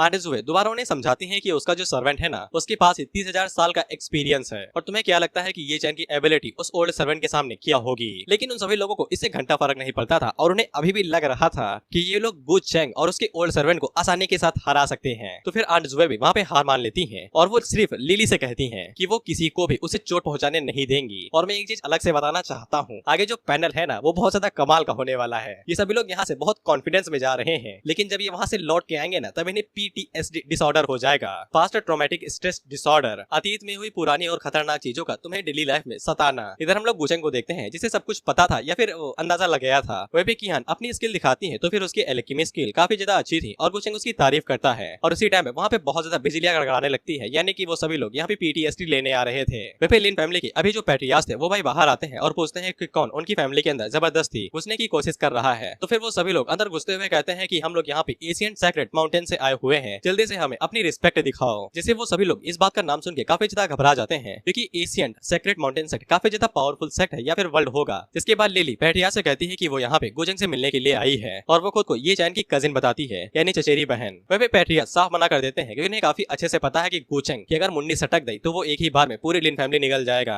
उसी टाइम पे एक बंदा आगे बढ़ता है जो कि पैट्रियार्च के सर के ऊपर उंगली रखता है और उसे कहता है कि अजूरे वर्ल्ड के अंदर तुम्हारी फैमिली की कोई भी औकात नहीं है। उसी टाइम पे जब वो ऊपर की तरफ देखता है तो ऊपर से बिजली रोशनी चमक रही थी और नीचे से एक एनर्जी की उंगली आती है जो कि स्यू से उस बंदे के ऊपर गिरती है और वो बंदा वहीं पे गायब हो जाता है। उसका प्रेशर और पावर इतना ज्यादा था कि वो सभी लोग कांप जाते हैं कि अचानक से यहाँ पे क्या हो गया। और जब लोग सामने देखते हैं तो फिर वो बंदा वहाँ से गायब ही हो गया था, ना हड्डी ना खून, कुछ भी नहीं। और तभी अंदर से गुचेंग की आवाज आती है जो कि उन लोगों से कहता है कि उन्हें अंदर आने दो। अब मैं इस अटैक को भाई शब्दों में डिस्क्राइब नहीं कर सकता। जब मैंने पहली बार इसे पढ़ा था ना तब मैंने बस एक ही चीज सोची थी कि भाई ने डिलीट बटन दबा दिया है। इसके बाद हम लोग उस बंदे की मास्टर या फिर सर्वेंट को देखते हैं जो कि आगे से रोने गाने लगती है कि उसका यंग मास्टर बेफालतू में ही मारा गया। वहीं पे वो सभी लोग जो कि अभी गुचेंग को कुत्ते की तरह पीटने की बात कर रहे थे, उन सभी लोगों के भी पसीने छूट जाते हैं क्योंकि उसकी पावर से जो एनर्जी निकली थी वो किसी ऑर्डिनरी रियलम की नहीं थी, वो किंग फियर्स की थी। वहीं पे लिली को काफी ज्यादा गुस्सा आ रहा था और उसके भी पसीने छूट रहे थे, लेकिन वो फिर भी अंदर जाने के बारे में सोच रही थी। वहीं पे हम लोग आंट जुए को देखते हैं जो कि जैसे ही लिन फैमिली के अंदर घुसी थी वैसे ही उनकी मूवमेंट्स को एक जगह पे रोक दिया गया था, वो भी सिर्फ ऑरा का इस्तेमाल करके, जबकि वो खुद गॉड रियलम पे थी, यानी कि किंग रियलम से भी ऊपर के लेवल पे। जिससे उन्हें समझ में आ जाता है कि लिन फैमिली के जो इंसेक्टर है उनकी power already divine king realm तक पहुंच चुकी है। वहीं पे जो उंगली से ताकत निकली थी उसकी भी power title king face level पे थी, यानी कि वो किंग रियलम की तरफ आगे बढ़ रहा है। और हाँ, गुचेंग अभी तक अपनी कल्टीवेशन और अपने रियलम को छुपा रहा है, उसे कम दिखा रहा है। बाकी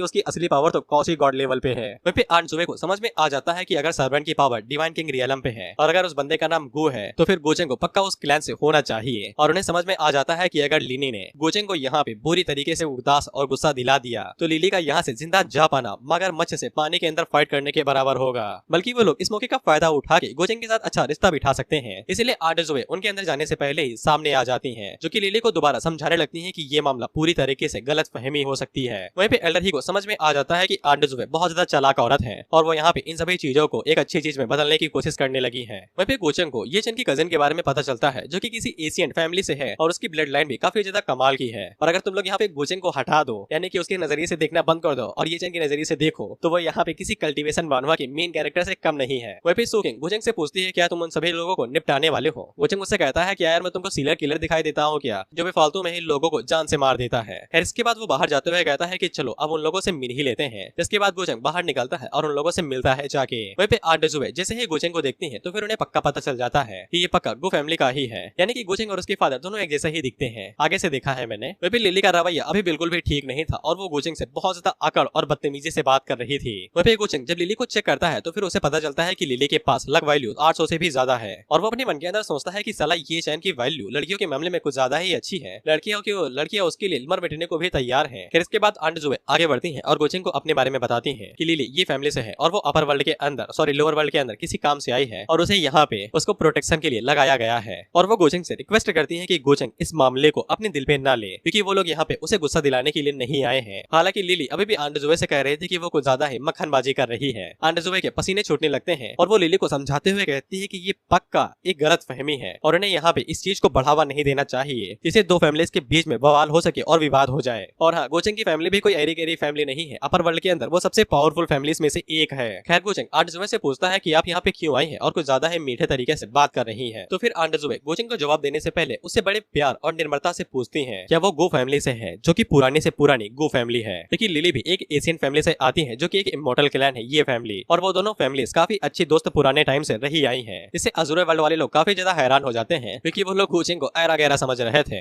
जबकि गोचेंग तो किसी एशियन फैमिली से भी ज्यादा अव्वल दर्जे की फैमिली से आता है। वहीं पे लिली का मुंह बनते हुए उसका मुंह चढ़ते जा रहा था। वहीं पे गोचेंग आगे से कहता है कि इसीलिए मिस लिली यहाँ पे बिना किसी डर के घुसते चली है क्योंकि उनके पीछे किसी इमोर्टल फैमिली का हाथ जो था। वहीं पे गोचेंग आगे से कहता है कि हाँ मेरे फैमिली बहुत ज्यादा कमाल के हैं और मेरे फादर ये फैमिली के साथ काफी पुराने तक काम करते हुए आए हैं और तुमने पक्का हमारे बारे में काफी अच्छे से सुना होगा। वहीं पे आंट जुए काफी ज्यादा हैरान हो जाती है कि गोचेंग गो फैमिली का आखिरी बचा हुआ सक्सेसर है, यानी कि गोचेंग फ्यूचर में गो फैमिली का हेड बनने वाला है। जैसे अज़ूरे वर्ल्ड वालों की और भी ज्यादा फटने लगती है क्योंकि वो लोग यहाँ पे गोचेंग को ऐरा गैरा समझ रहे थे, लेकिन वो तो गो फैमिली का यंग मास्टर निकला। वहीं पे वो बंदा जिसके ऊपर डिलीट बटन दबाई गई थी उसकी सर्वेंट आगे से चिल्लाते हुए कहती है कि उसका यंग मास्टर तो बेफालतू में ही मारा गया। जिसके बाद वहाँ पे जो भी लोग थे वो सभी अपना सर गोचेंग के सामने झुका लेते हैं और उससे आगे से जिंदगी की भीख मांगने लगते हैं कि उन लोगों ने गलती कर दी है और गोचेंग उन्हें माफ कर दे। वह पे लिली का मुंह बनते हुए और वो अपने मन के अंदर सोचती है कि ये यहाँ पे चल क्या रहा है। इसके बाद आर्ट जुए उसे भी माफी मांगने को कहती है क्योंकि गोचेंग बहुत ज्यादा कमाल का है और उसे ये चैन के बारे में ज्यादा नहीं सोचना चाहिए। लेकिन लिली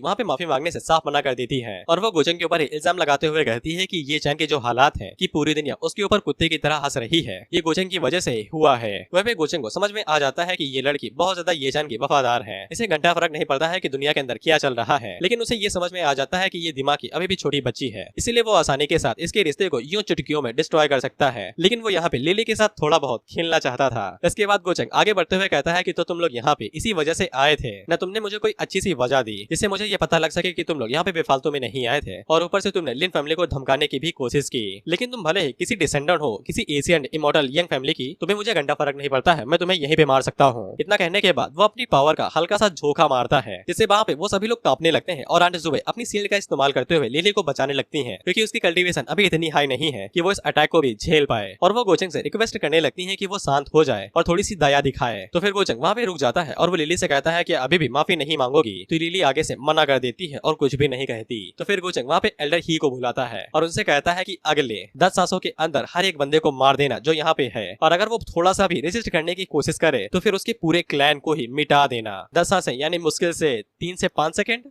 जिसके अगले सीन में हम लोग देखते हैं कि वो सभी लोग लिली से भीख मांगने लगते हैं कि अब हमारी जिंदगी तुम्हारे ही हाथों में है। वहीं पे लिली गोचेंग से कहती है कि तुम बहुत ज्यादा घटिया हो, लेकिन गोचेंग को इससे घट्टा फर्क नहीं पड़ता है। जिसके बाद उसकी कुर्सी बाहर ही आ जाती है और वो उसके ऊपर बैठ के चाय पीने लगता है। वहीं पे आंट जुए लिली को समझाने की कोशिश करती है कि अगर गोचेंग को ये चैन को मारना होता तो उसके लिए कोई बड़ी बात नहीं थी, वो उसे चुटकियों में मसल के रख सकता था। यहाँ सच में कोई गलत फहमी हुई है, इसलिए उसको पीछे हट के गोचेंग से माफी मांग लेना चाहिए क्योंकि वो दोनों ही बड़े क्लैन से आते हैं और उन्हें साथ में रहना चाहिए। लेकिन लिली ऐसा करने के लिए साफ मना कर देती है। वहीं पे गोचेंग एल्डर ही से कहता है कि 10 ब्रेथ खत्म हो गई हैं, इसीलिए जल्दी से एक को खत्म कर दो। जिसपे एल्डर ही अपने हाथ को आगे की तरफ करते हैं और उनके इंगली से एक एनर्जी बीम निकलती है जो कि एक बंदे के सीने के आर पार हो जाती है और वो नीचे गिर के वहीं पे मारा जाता है, जिससे वो सभी लोग बहुत ज्यादा हैरान हो जाते हैं, खास करके तो लिली। वहीं पे एक बंदा तेजी के साथ आगे बढ़ता है जो कि लिली का पैर पकड़ लेता है और उसे गिड़गिड़ाते हुए कहता है कि वो लोग यहाँ पे लिली के लिए आए थे और अगर लिली उनको ऐसे ही छोड़ देगी तो फिर वो सभी लोग यहीं पे मारे जाएंगे। वहीं पे दूसरा बंदा लिली से कहता है कि वो लोग यहाँ पे उसकी मदद करने के लिए आएंगे, लेकिन वो अपने ब्रदर के लिए यहाँ पे उन लोगों को थोड़ी ना सेक्रीफाइस कर देगी, उसे बस कुछ शब्द ही तो कहने हैं। तो फिर लिली को अपने घुटने टेकने ही पड़ते हैं, जिसके बाद वो ना चाहते हुए भी गोचेंग से माफी मांगती है और गोचेंग उसे माफ कर देता है। बड़ा दिल वाला जो है। वहीं पे वो दोनों भी काफी ज्यादा खुश हो जाते हैं और गोचेंग को शुक्रिया कहने लगते हैं। गोचेंग कहता है कि मुझे क्यों शुक्रिया कह रहे हो, तुम्हें इस लिली को शुक्रिया कहना चाहिए, उनकी वजह से ही तो तुम लोग जिंदा बच पाए हो।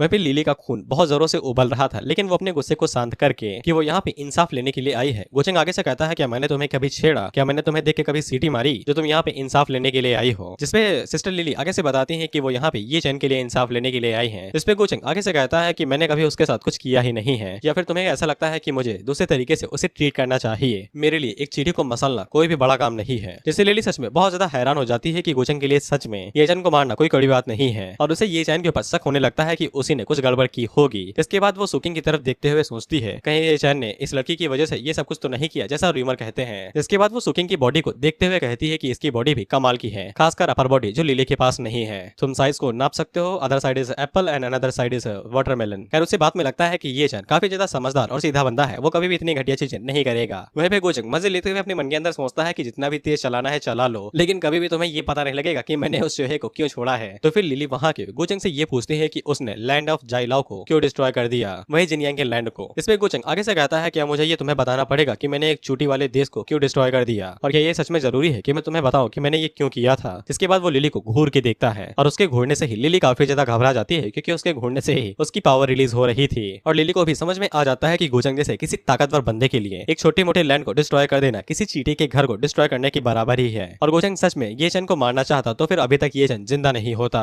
और लिली को सच में लगने लगता है कि वो यहाँ पे बेफालतू में आई है और गोचंग के लिए परेशानी खड़ी कर रही है। वह भी सिस्टम गोचंग को बताता है कि उसने लिली के नजरिए को बदल दिया है, जिससे ये चन का लक फिर से डिक्रीज हो गया है। और गोचंग इससे खुश हो जाता है, क्योंकि वो जैसा सोच रहा था उससे और भी कई गुना ज्यादा अच्छा चल रहा है। इसके बाद लिली गोचंग से सॉरी बोलती है और वहाँ से जाने लगती है। वहीं पे आंट जुए जाते हुए भी गोचंग से कह के जाती हैं कि वो दोनों ही एक दूसरे को काफी अच्छे से जानते हैं और उनके कनेक्शन भी काफी ज्यादा अच्छे हैं, और अगर वो यहाँ पे लोअर वर्ल्ड के अंदर मिले हैं तो ये उनकी किस्मत ही होगी, यानी शादी वादी की बात हो रही है। जिसपे गोचंग साफ इंकार कर देता है, ये कहते हुए कि उसे छोटी लड़कियों के अंदर बिल्कुल भी इंटरेस्ट नहीं है, जिससे लिली को बहुत बड़ा झटका लगता है और वो चिल्लाते हुए कहती है कि तुम्हारा क्या मतलब है। वहीं पे गोचंग ने ये जानबूझ के कहा था, क्योंकि उसे अच्छे से पता था कि लिली बहुत ज्यादा गर्व वाली बच्ची है, यानी कि प्राइड। और गोचंग ने उसके घमंड को ये कह के तोड़ दिया है कि उसके अंदर लड़कियों वाली कोई क्वालिटी ही नहीं है। सिंपल सी बात है, अगर तुमने पनीर रोल ऑर्डर किया है और उसके अंदर पनीर नहीं है तो फिर तुम्हारे पनीर रोल खाने का फायदा ही क्या। फिर हम लोग गोचंग को देखते हैं जो कि इस बारे में सोच रहा था कि ये चन पक्का लिली से मिलेगा। जिसके बाद वो ये भी सोच रहा था कि पता नहीं सीक्रेट रियलम के अंदर वो कब जाएगा, और उसे बस इसी बात का इंतजार था कि कब वो सीक्रेट रियलम के अंदर जाता है, और उसे पहले से ही पता था कि ये चन अभी कहाँ पे है। जिसके बाद हम लोग ये चन को देखते हैं जो कि सीक्रेट रियलम के गेट के पास ही पहुंच चुका था। वहीं पे इसका प्लान बिल्कुल सिंपल था कि ये सीक्रेट रियलम के अंदर जाएगा, कोई खतरनाक वेपन ढूंढेगा, जिसके बाद गोचंग का कत्ल कर देगा। जिसके बाद वो सीनियर सिस्टर से पूछता है कि उन्हें इस बारे में क्या लगता है, क्या उनका रिवेंज सच में पूरा हो जाएगा। जिसमें सीनियर सिस्टर आगे से मुंह बना के कहती है कि हाँ परफेक्ट प्लान लगता तो है, लेकिन अगर गोचंग के पास मैप हुआ या फिर कोई दूसरी ट्रिक हुई तो फिर तुम्हारे लग भी सकते हैं। वहीं पे ये चन को सीनियर सिस्टर के ऊपर धीरे धीरे शक होने लगा था कि ये पार्टी बदल रही है, क्योंकि जब से इन्हें गोचंग की तरफ से पिल मिली थी तब से इनका रवैया गोचंग की तरफ बदलता जा रहा था। बल्कि सीनियर सिस्टर ये चन तक अभी तक पूरी तरीके से वफादार है। साथ ही में सीनियर सिस्टर उसे एक और एडवाइस देती है कि उसे लिली से दूरी बना के रखनी चाहिए, उसके पास भी बहुत ज्यादा पावरफुल बैकग्राउंड है, फाल्स गॉड रियलम तक नहीं पहुंच जाता है तब तक उसे दूरी बना के रखनी चाहिए। हालांकि ये चन इस एडवाइस को बिल्कुल भी नहीं लेता है और उसे ऐसा लगता है कि सीनियर सिस्टर ये सोच रही है कि वो लिली के साथ मिलकर गोचंग को हरा सकता है। इसके बाद वो लोग सीक्रेट रियलम के अंदर चले जाते हैं और ये चन के पास ही सीक्रेट रियलम की चाबी थी, और वो जैसे ही रियलम के अंदर जाता है तो फिर रियलम का गेट ओपन हो जाता है और वहाँ से एनर्जी निकलती है। इसलिए वहाँ पे आसपास जितने भी मास्टर थे वो सभी भागते हुए सीक्रेट रियलम के अंदर घुस जाते हैं। लेकिन जैसे ही वो सभी अंदर घुसते हैं तो फिर उनकी जो कल्टीवेशन थी उसे डायरेक्ट सप्रेस्ड कर दिया जाता है, यानी कि कम कर दिया जाता है। वहीं पे हम लोग गोचंग को देखते हैं जो कि सीक्रेट रियलम के पास ही पहुंच चुका था। एल्डर ही उसे बताते हैं कि जिन लोगों की भी स्टेज माइटी पावर फेज से नीचे की है उनकी कल्टीवेशन को घटा दिया जा रहा है। गोचंग को इस बारे में सबसे पहले से ही पता था, क्योंकि ये रियलम खास तौर पे ये चन के लिए ही बनाई गई थी, क्योंकि वो अभी तक माइटी पावर फेज तक नहीं पहुंच पाया था। वहीं पे गोचंग को क्या ही फर्क पड़ता था उसकी लेवल वो लोग कितना ज्यादा कम कर देंगे। इसके बाद वो सभी लोग भी नीचे उतर आते हैं और गोचंग अपने लोगों को लेकर सीक्रेट रियलम के अंदर चला जाता है। इसके बाद अगला सीन डायरेक्ट ये चैन का होता है, जहाँ पे हम देखते हैं कि वो शिकार कर रहा था और उसी टाइम पे उसके पास लिली और उसके बाकी साथी लोग आते हैं। वहीं पे चंद भाई साहब जैसे ही लिली को देखते हैं तो उनकी आंखों के अंदर हम लोग मोहब्बत का कीड़ा देख पाते हैं। वहीं पे आंट जुए जैसे ही ये चैन को देखते हैं तो उसे गाली देने लगती है कि उसके पास कोई भी क्वालिफिकेशन नहीं है लिली के साथ रहने की। वहीं पे ये चैन आंट जुए से कहता है कि उनके शब्द कुछ ज्यादा ही नुकीले हो रखे हैं, जिसपे आंट जुए भी उसे तगड़ा जवाब देते हुए कहती है कि तुम जैसे कीड़े कभी भी आसमान में ड्रैगन की तरह उड़ नहीं पाएंगे, सिर्फ गोचंग जैसा ही कोई लिली के लिए वर्दी है। जिसपे लिली आंट जुए से कहती है कि उनका क्या मतलब है। तो फिर आंट जुए आगे से कहती है कि अगर ये चैन वाला किस्सा ना हुआ होता तो फिर गोचंग उसे कभी भी इतनी बुरी तरीके से ट्रीट नहीं करता। जिससे ये चैन को पता चल जाता है कि यहाँ पे गोचंग के साथ कोई तो बवाल हुआ है, और वो लिली से पूछने लगता है कि असल में हुआ क्या था, क्या उसे कोई दिक्कत हुई। जिसपे लिली उसे बता देती है कि गोचंग गु फैमिली का यंग मास्टर है और उनकी फैमिली लिली की फैमिली से भी ज्यादा शक्तिशाली है। इसीलिए अगर ये चैन सच में गोचंग से निपटना चाहता है तो फिर उसे और भी ज्यादा समझदार होना पड़ेगा। हालांकि भाई साहब का आत्मविश्वास 7वें आसमान से भी ऊपर का था। इन्हें लग रहा था कि गोचंग यहाँ पे इनका कुछ नहीं उखाड़ पाएगा। वहीं फिर इनके अंदर सीनियर सिस्टर अपने मन के अंदर सोचती है कि अगर गोचंग के पास सच में इतना बड़ा फैमिली बैकग्राउंड है तो फिर पब्लिक के बीच में जब ये चैन ने उसकी इतनी ज्यादा बेइज्जती की थी तो फिर गोचंग तो इसे तुरंत ही मसल के रख देना चाहिए था। गोचंग ने अभी तक ये चैन को जिंदा क्यों रखा है, और सीनियर सिस्टर को ऐसा लगने लगता है कि गोचंग उनके पीछे है, इसीलिए ये चैन अभी तक जिंदा है। इसके बाद हम लोग गोचंग वाली साइड को देखते हैं जहाँ पे वो सभी लोग सीक्रेट रियलम के अंदर आ जाते हैं, और उन्हीं में से एक डिसेंडेंट था जो कि वहाँ की एनर्जी से इधर उधर थोड़ा सा बहक गया था। इसलिए एल्डर ही उसे डांटते हैं और कहते हैं कि अपनी एनर्जी को सेंस पे लगाए रखो, हम लोग यहाँ पे बिल्कुल भी गलती नहीं कर सकते हैं, ये पूरी जगह डिमोनिक एनर्जी से भी भरी हुई है। लेकिन गुचेंग उन लोगों से कहता है कि उन्हें चिंता करने की जरूरत नहीं है, उसके पास उसके रास्ते हैं एक अच्छा और सेफ रूट ढूंढने के लिए, क्योंकि उसके पास पहले से ही ये चैन का चूहा था जो उसके लिए पीछे से निशान छोड़ते हुए जा रहा था। और गुचेंग को कोई भी परेशानी नहीं थी सीक्रेट वेपन को ढूंढने में, उसे बस निशानों का पीछा करते हुए जाना था। इसके बाद हम लोग ये चैन को देखते हैं जो कि एक पावरफुल बीस्ट को मार देता है, तो फिर लिली उसकी तारीफ करती है। वहीं पे आंट जुए बिल्कुल भी इन चीजों से खुश नहीं थी। वहीं पे ये चैन धीरे धीरे अपनी मंजिल तक पहुंच रहा था और वो उस बंदे के पैलेस तक पहुंच चुका था जहाँ की ये सीक्रेट रियलम है। लेकिन उसी टाइम पे उन लोगों के ऊपर एक ताकतवर बीस्ट अटैक कर देता है जो कि बहुत ज्यादा शक्तिशाली था। लेकिन आंट जुए जो कि अलग ही लेवल भी थी, वो आसानी के साथ उस बीस्ट को एक ही हाथ मारती है और उसे भाई डिस्ट्रॉय कर देती है और वो घरों को तोड़ते हुए दूर जाके गिरता है। लेकिन उसी टाइम पे वहाँ पे और भी कई सारे बीस्ट आ जाते हैं जो कि उन्हें चारों तरफ से घेर लेते हैं। तो फिर लिली ये चैन से कहती है कि वो लोग इन्हें रोक के रखते हैं तब तक वो आगे जाए और इनहेरिटेंस को ले ले, जिसपे ये चैन इस चीज के लिए मानता है और तुरंत आगे की तरफ निकल जाता है। वहीं पे लिली के लोग आगे फाइट कर पाते कि उससे पहले ही वहाँ पे गुचेंग आ जाता है जो कि एक ही बार में उन सभी बीस्टों को मार के रख देता है। वहीं पे लिली जैसे ही गुचेंग को देखती है तो वो चिल्ला के पूछती है कि तुम यहाँ पे क्या कर रहे हो और ऐसे ही इतनी जल्दी यहाँ पे कैसे आ गए, जिसपे गुचेंग आगे से कहता है कि ये तो तुम्हारे ब्रदर चन का ही कमाल है जो हम लोग इतनी जल्दी यहाँ पे पहुंच आए। जिसपे लिली को देर नहीं लगती है कि गुचेंग ने अभी तक ये चैन को इसीलिए जिंदा रखा था ताकि वो उसके इस्तेमाल से सीक्रेट रियलम के अंदर आके इनहेरिटेंस को ले सके। जिसपे गुचेंग लिली से कहता है कि काफी ज्यादा चालाक हो। लेकिन लिली को एक चीज समझ में नहीं आती है कि गुचेंग बहुत बड़ी फैमिली के अंदर पैदा हुआ है और वो किसी भी टाइप की इनहेरिटेंस को ले सकता है, लेकिन उसने सुप्रीम मास्टर मौसलम की रियलम के ऊपर ही नजर क्यों डाली। जिसपे गुचेंग उससे कहता है कि ये तुम्हारी समझने की चीज नहीं है, लेकिन उससे पहले मैंने पहले ही तुम लोगों के प्लान को जान लिया है। इसके बाद गुचेंग अपने लोगों से कहता है कि जाओ और जाके रास्ता बनाओ। इसपे चारों एल्डर आगे बढ़ते हैं और वो चारों अपनी पावर का इस्तेमाल करते हुए उन लोगों के ऊपर अटैक कर देते हैं। वहीं पे आंट जुए आगे बढ़ के लिली को बचाने के लिए कोशिश करने लगती हैं, लेकिन उसी टाइम पे एल्डर ही पलक झपकते ही उनके सामने आ जाते हैं और सीधा कहते हैं कि हिलना नहीं। तो फिर आंट जुए वहां से हिलती तक नहीं है। जिसके बाद वहां पे एक तगड़ा धमाका होता है और पूरी जगह डिस्ट्रॉय हो जाती है। जो भी बीस्ट थे वो तो मारे ही जाते हैं, लेकिन वो पूरी जगह डिस्ट्रॉय होने के साथ साथ लिली और उसके साथी भी बुरी तरीके से घायल हो जाते हैं। और गुचेंग बड़े आराम से लिली के सामने ही आगे बढ़ते हुए चला जाता है और एल्डर ही से कहता है कि किसी को भी अंदर आने मत देना। जिसके बाद हम लोग ये चैन को देखते हैं जो कि बहुत ज्यादा खुशी अंदर जाता है। तो फिर वहाँ पे बहुत ज्यादा डिमोनिक एनर्जी थी, लेकिन ये चैन अपने साथ पिल पहले ही लेके आया था। इसके बाद जब वो दरवाजा खोलता है तो फिर अंदर से बहुत ज्यादा दबाव निकलता है जो उसे पीछे की तरफ धकेल देता है। लेकिन वो अंदर जाते हुए मन के अंदर सोचता है कि खजाना कहाँ पे है। उसी टाइम पे पीछे से गुचेंग उससे कहता है कि वो थ्रोन के ऊपर मास्टर के सीने के अंदर घुसा हुआ है। जिसे ये चैन हैरान होकर पीछे की तरफ देखता है तो फिर उसे पता चलता है कि गुचेंग वहाँ पे आ चुका है और वो उसे मुस्कुराते हुए देख रहा है। ये चैन उसे हैरान होकर पूछता है कि उसे इस जगह के बारे में पता कैसे चला। जिसपे गुचेंग उसे बता देता है कि आप ही की मदद से हम यहाँ पे पहुंचे हैं। अभी आप हमारे लिए खजाना ढूंढने वाला चूहा बने हुए थे तो हमने आपको परेशान नहीं किया। वहीं पे ये चैन को मास्टर के ऊपर शक होने लगता है और वो अपने मन के अंदर सोचता है कि गुचेंग को तभी उसके लोकेशन के बारे में पता चल सकता है जब कोई उसे बताएगा। इसके बाद वो सीनियर सिस्टर के रिंग को निकाल के बाहर फेंक देता है और उनसे कहता है कि एक पिल के चक्कर में उन्होंने अपने स्टूडेंट को ही धोखा दे दिया। वैसे सीनियर सिस्टर का नाम यांजी है। सिस्टर यांजी बाहर निकलती हैं और वो ये चैन से कहते हैं कि तुमने मुझे सच में बहुत ज्यादा निराश किया है। हम लोग कई सालों से मास्टर और डिसाइपल रहे थे, लेकिन मुझे ये सिला मिला तुम्हें इतना ज्यादा गाइड करने का। लेकिन ये चैन सिस्टर यांजी के ऊपर अभी भी भरोसा नहीं करता है और उनसे कहता है कि वो भी सुकिंग की तरह एक कमीनी निकली जो कि गुचेंग के साथ जा रही हैं, जिनको सिर्फ पावर और ताकत से ही फर्क पड़ता है। सिस्टर यांजी बहुत ज्यादा निराश हो जाती हैं और उन्हें काफी ज्यादा चोट लगती है। इसीलिए वो ये चैन से कहती हैं कि उन्हें जैसा लगता है उसे लगने दो और मुझे तुम्हें कुछ भी एक्सप्लेन करने की जरूरत नहीं है। अब से हमारा रिश्ता यहीं पे खत्म होता है। वही सिस्टम भी गुचेंग को बता देता है कि दोनों का रिश्ता अब यहाँ पे खत्म हो चुका है, इसीलिए अब ये चैन का लेग काफी ज्यादा नीचे गिर चुका है, बस 0 पे आने ही वाला था। वही भी गुचेंग आगे बढ़ता है और सिस्टर यांजी से कहता है कि वो पहले से काफी ज्यादा इंप्रूव हो गई हैं। इसमें सिस्टर यांजी गुचेंग से कहती हैं कि ये उसी की मेहरबानी है, नहीं तो उसे काफी ज्यादा टाइम लग जाता अपनी फिजिकल फॉर्म को भी गेन करने में, और पता नहीं वो कब तक सोल का हिस्सा बना इधर उधर घुमा करती।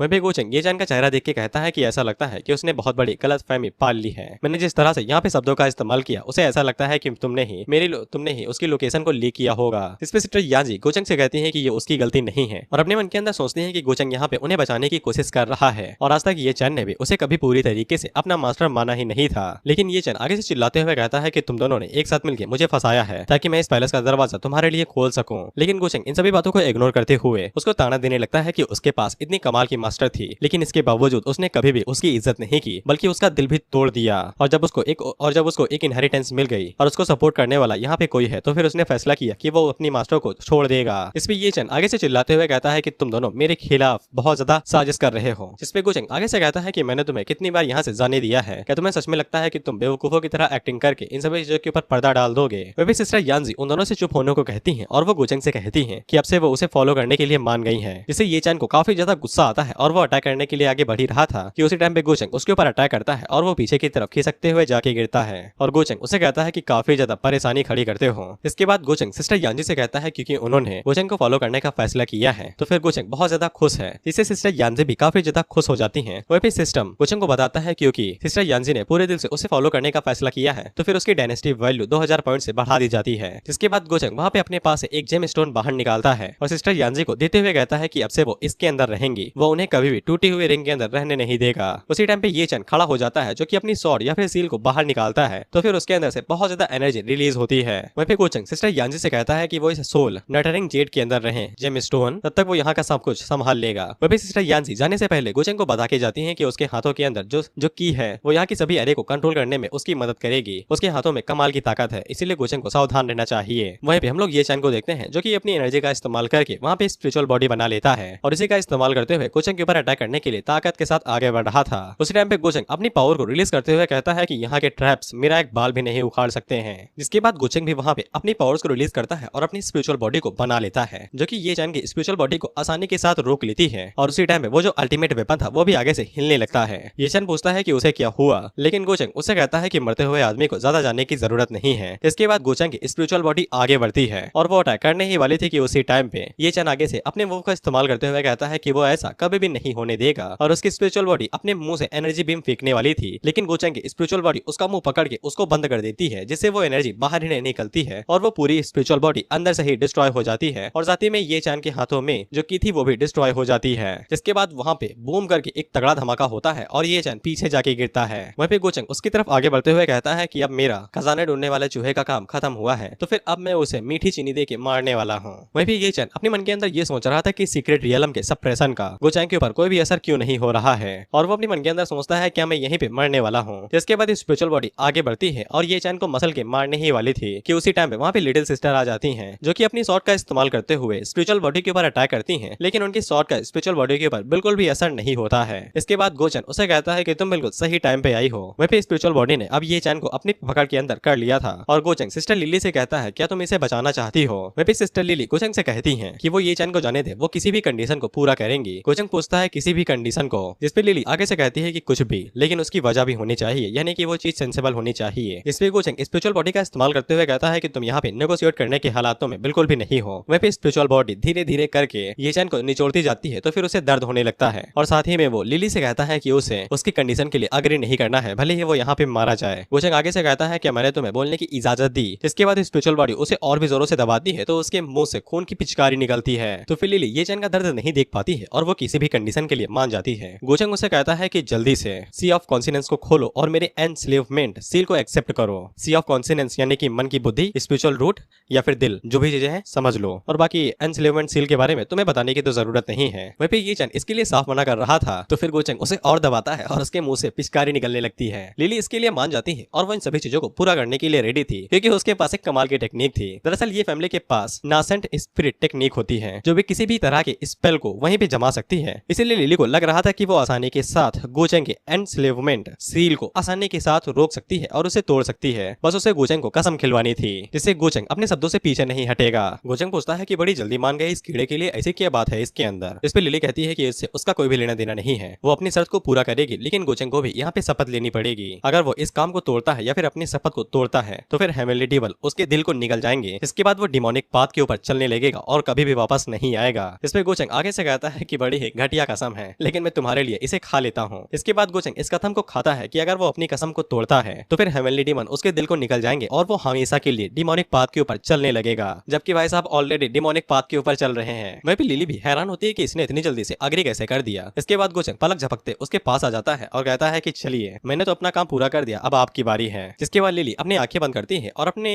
सी ऑफ कॉन्सिनेंस को ओपन कर लेती है। गोचंग भी अपनी चाल चलना शुरू करता है और वो उसके ऊपर अपनी उंगली रखता है, और वो जैसे ही अपनी उंगली लिली के माथे के ऊपर रखता है, तो वो अपनी टेक्निक का इस्तेमाल करता है। अब इस टेक्निक का कोई भी नाम नहीं बताया गया है, बस हम देखते हैं कि एक शैतानी डब्बे से कुछ चीजें बाहर निकलती हैं, जो कि लिली के दिल के अंदर जहाँ पे ये चैन की जगह बनी हुई थी उस जगह पे गोचंग आ जाता है, और ये सभी चीजें लिली के दिल और दिमाग के ऊपर हावी हो जाती हैं। बेसिकली उसके अंदर बस जाती हैं और हावी हो जाती हैं। साथ ही में जो स्लेव मार्क था वो भी उसके माथे से गायब हो जाता है। लिली हैरान होकर गोचंग से पूछती है कि तुमने मेरे साथ क्या किया है। गोचंग उसे कहता है कि मैं तुम्हारे साथ क्या करूंगा, वही किया है जो हम लोगों ने डिस्कस किया था। इस पे लिली उसे कहती है कि अब तो तुम्हें ये चैन को छोड़ देना चाहिए। इस पे गोचंग आगे से कहता है कि तुमने भी मुझे क्या बुलाया। तो फिर स्लीव सील की वजह से वो गोचेंग को अपना मास्टर बुलाती है, जिसे वो खुद ही हैरान होकर अपने मुंह के ऊपर हाथ रख लेती है और अपने मन के अंदर सोचती है कि ऐसा क्या वो सील की वजह से हो रहा है। इस पे गोचेंग उसे बताता है कि एनस्लेवमेंट सील कोई नॉर्मली चीज नहीं है और गोचेंग ने जिस टेक्निक का इस्तेमाल किया है उसे कोई पियरलेस एक्सपर्ट भी पहचान नहीं सकता है जब तक वो पूरी तरीके से सी ऑफ कॉन्शियस को चेक ना कर ले। और इस टेक्निक की वजह से धीरे धीरे करके वो आज के दिन में जो हुआ है उसे भूल जाएगी और वो समय के साथ साथ गोचेंग की एक ऐसी लॉयल सर्वेंट बन जाएगी जो उसे किसी भी चीज के लिए मना नहीं करेगी।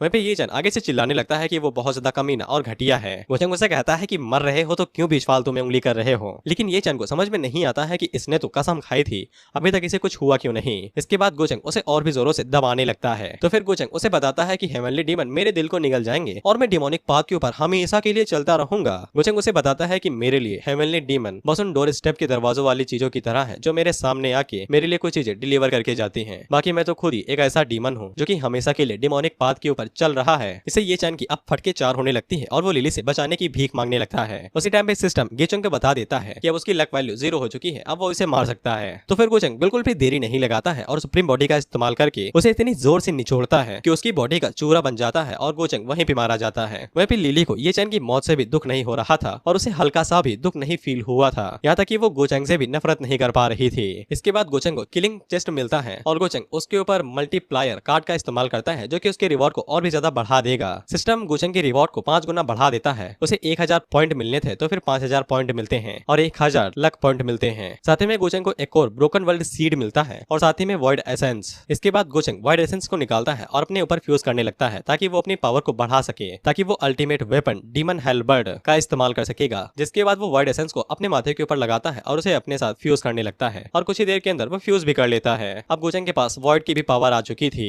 जिससे उसका ऑफेंस, डिफेंस, स्पीड सब कुछ बढ़ चुका था। वहीं पे लिली दोबारा गोचेंग को उसके नाम से बुलाती है तो गोचेंग उससे कहता है कि तुमने मुझे क्या कहा। तो फिर वो दोबारा सील की वजह से उसे मास्टर कह के बुलाती है। इसके बाद गोचेंग उससे कहता है कि यहीं पे बैठी रहो, मैं थोड़ा सा काम करके आता हूँ। और उसके रास्ते के बीच में ये चैन की बॉडी पड़ी हुई थी तो फिर उसे धक्के मार के साइड में फेंक देता है और थ्रोन के ऊपर बैठे हुए मास्टर की तरफ देखते हुए कहता है कि अब असली बिजनेस पे आते हैं, इसके लिए हम लोग नीचे घूम रहे थे। और इसी के साथ ये वीडियो यहीं पे खत्म होती है और इसके आगे के पार्ट्स आएंगे या नहीं आएंगे ये इस वीडियो के व्यूज के ऊपर डिपेंड करता है। और अगर तुम चाहते हो कि इसके पार्ट आए तो फिर तुम लाइक और कमेंट शेयर करके इसकी एंगेजमेंट को बढ़ा सकते हो, जिसकी मदद से यूट्यूब इस वीडियो को ज्यादा रिकमेंड करेगा। मैं ये तुमसे कह नहीं रहा हूँ, करना है तो कर दो, बाकी कर ही देना। बाकी मैं सीरियस हूँ, अगर इसके ऊपर व्यूज नहीं आते हैं तो मैं सच में मानवा एक्सप्लेन करूंगा।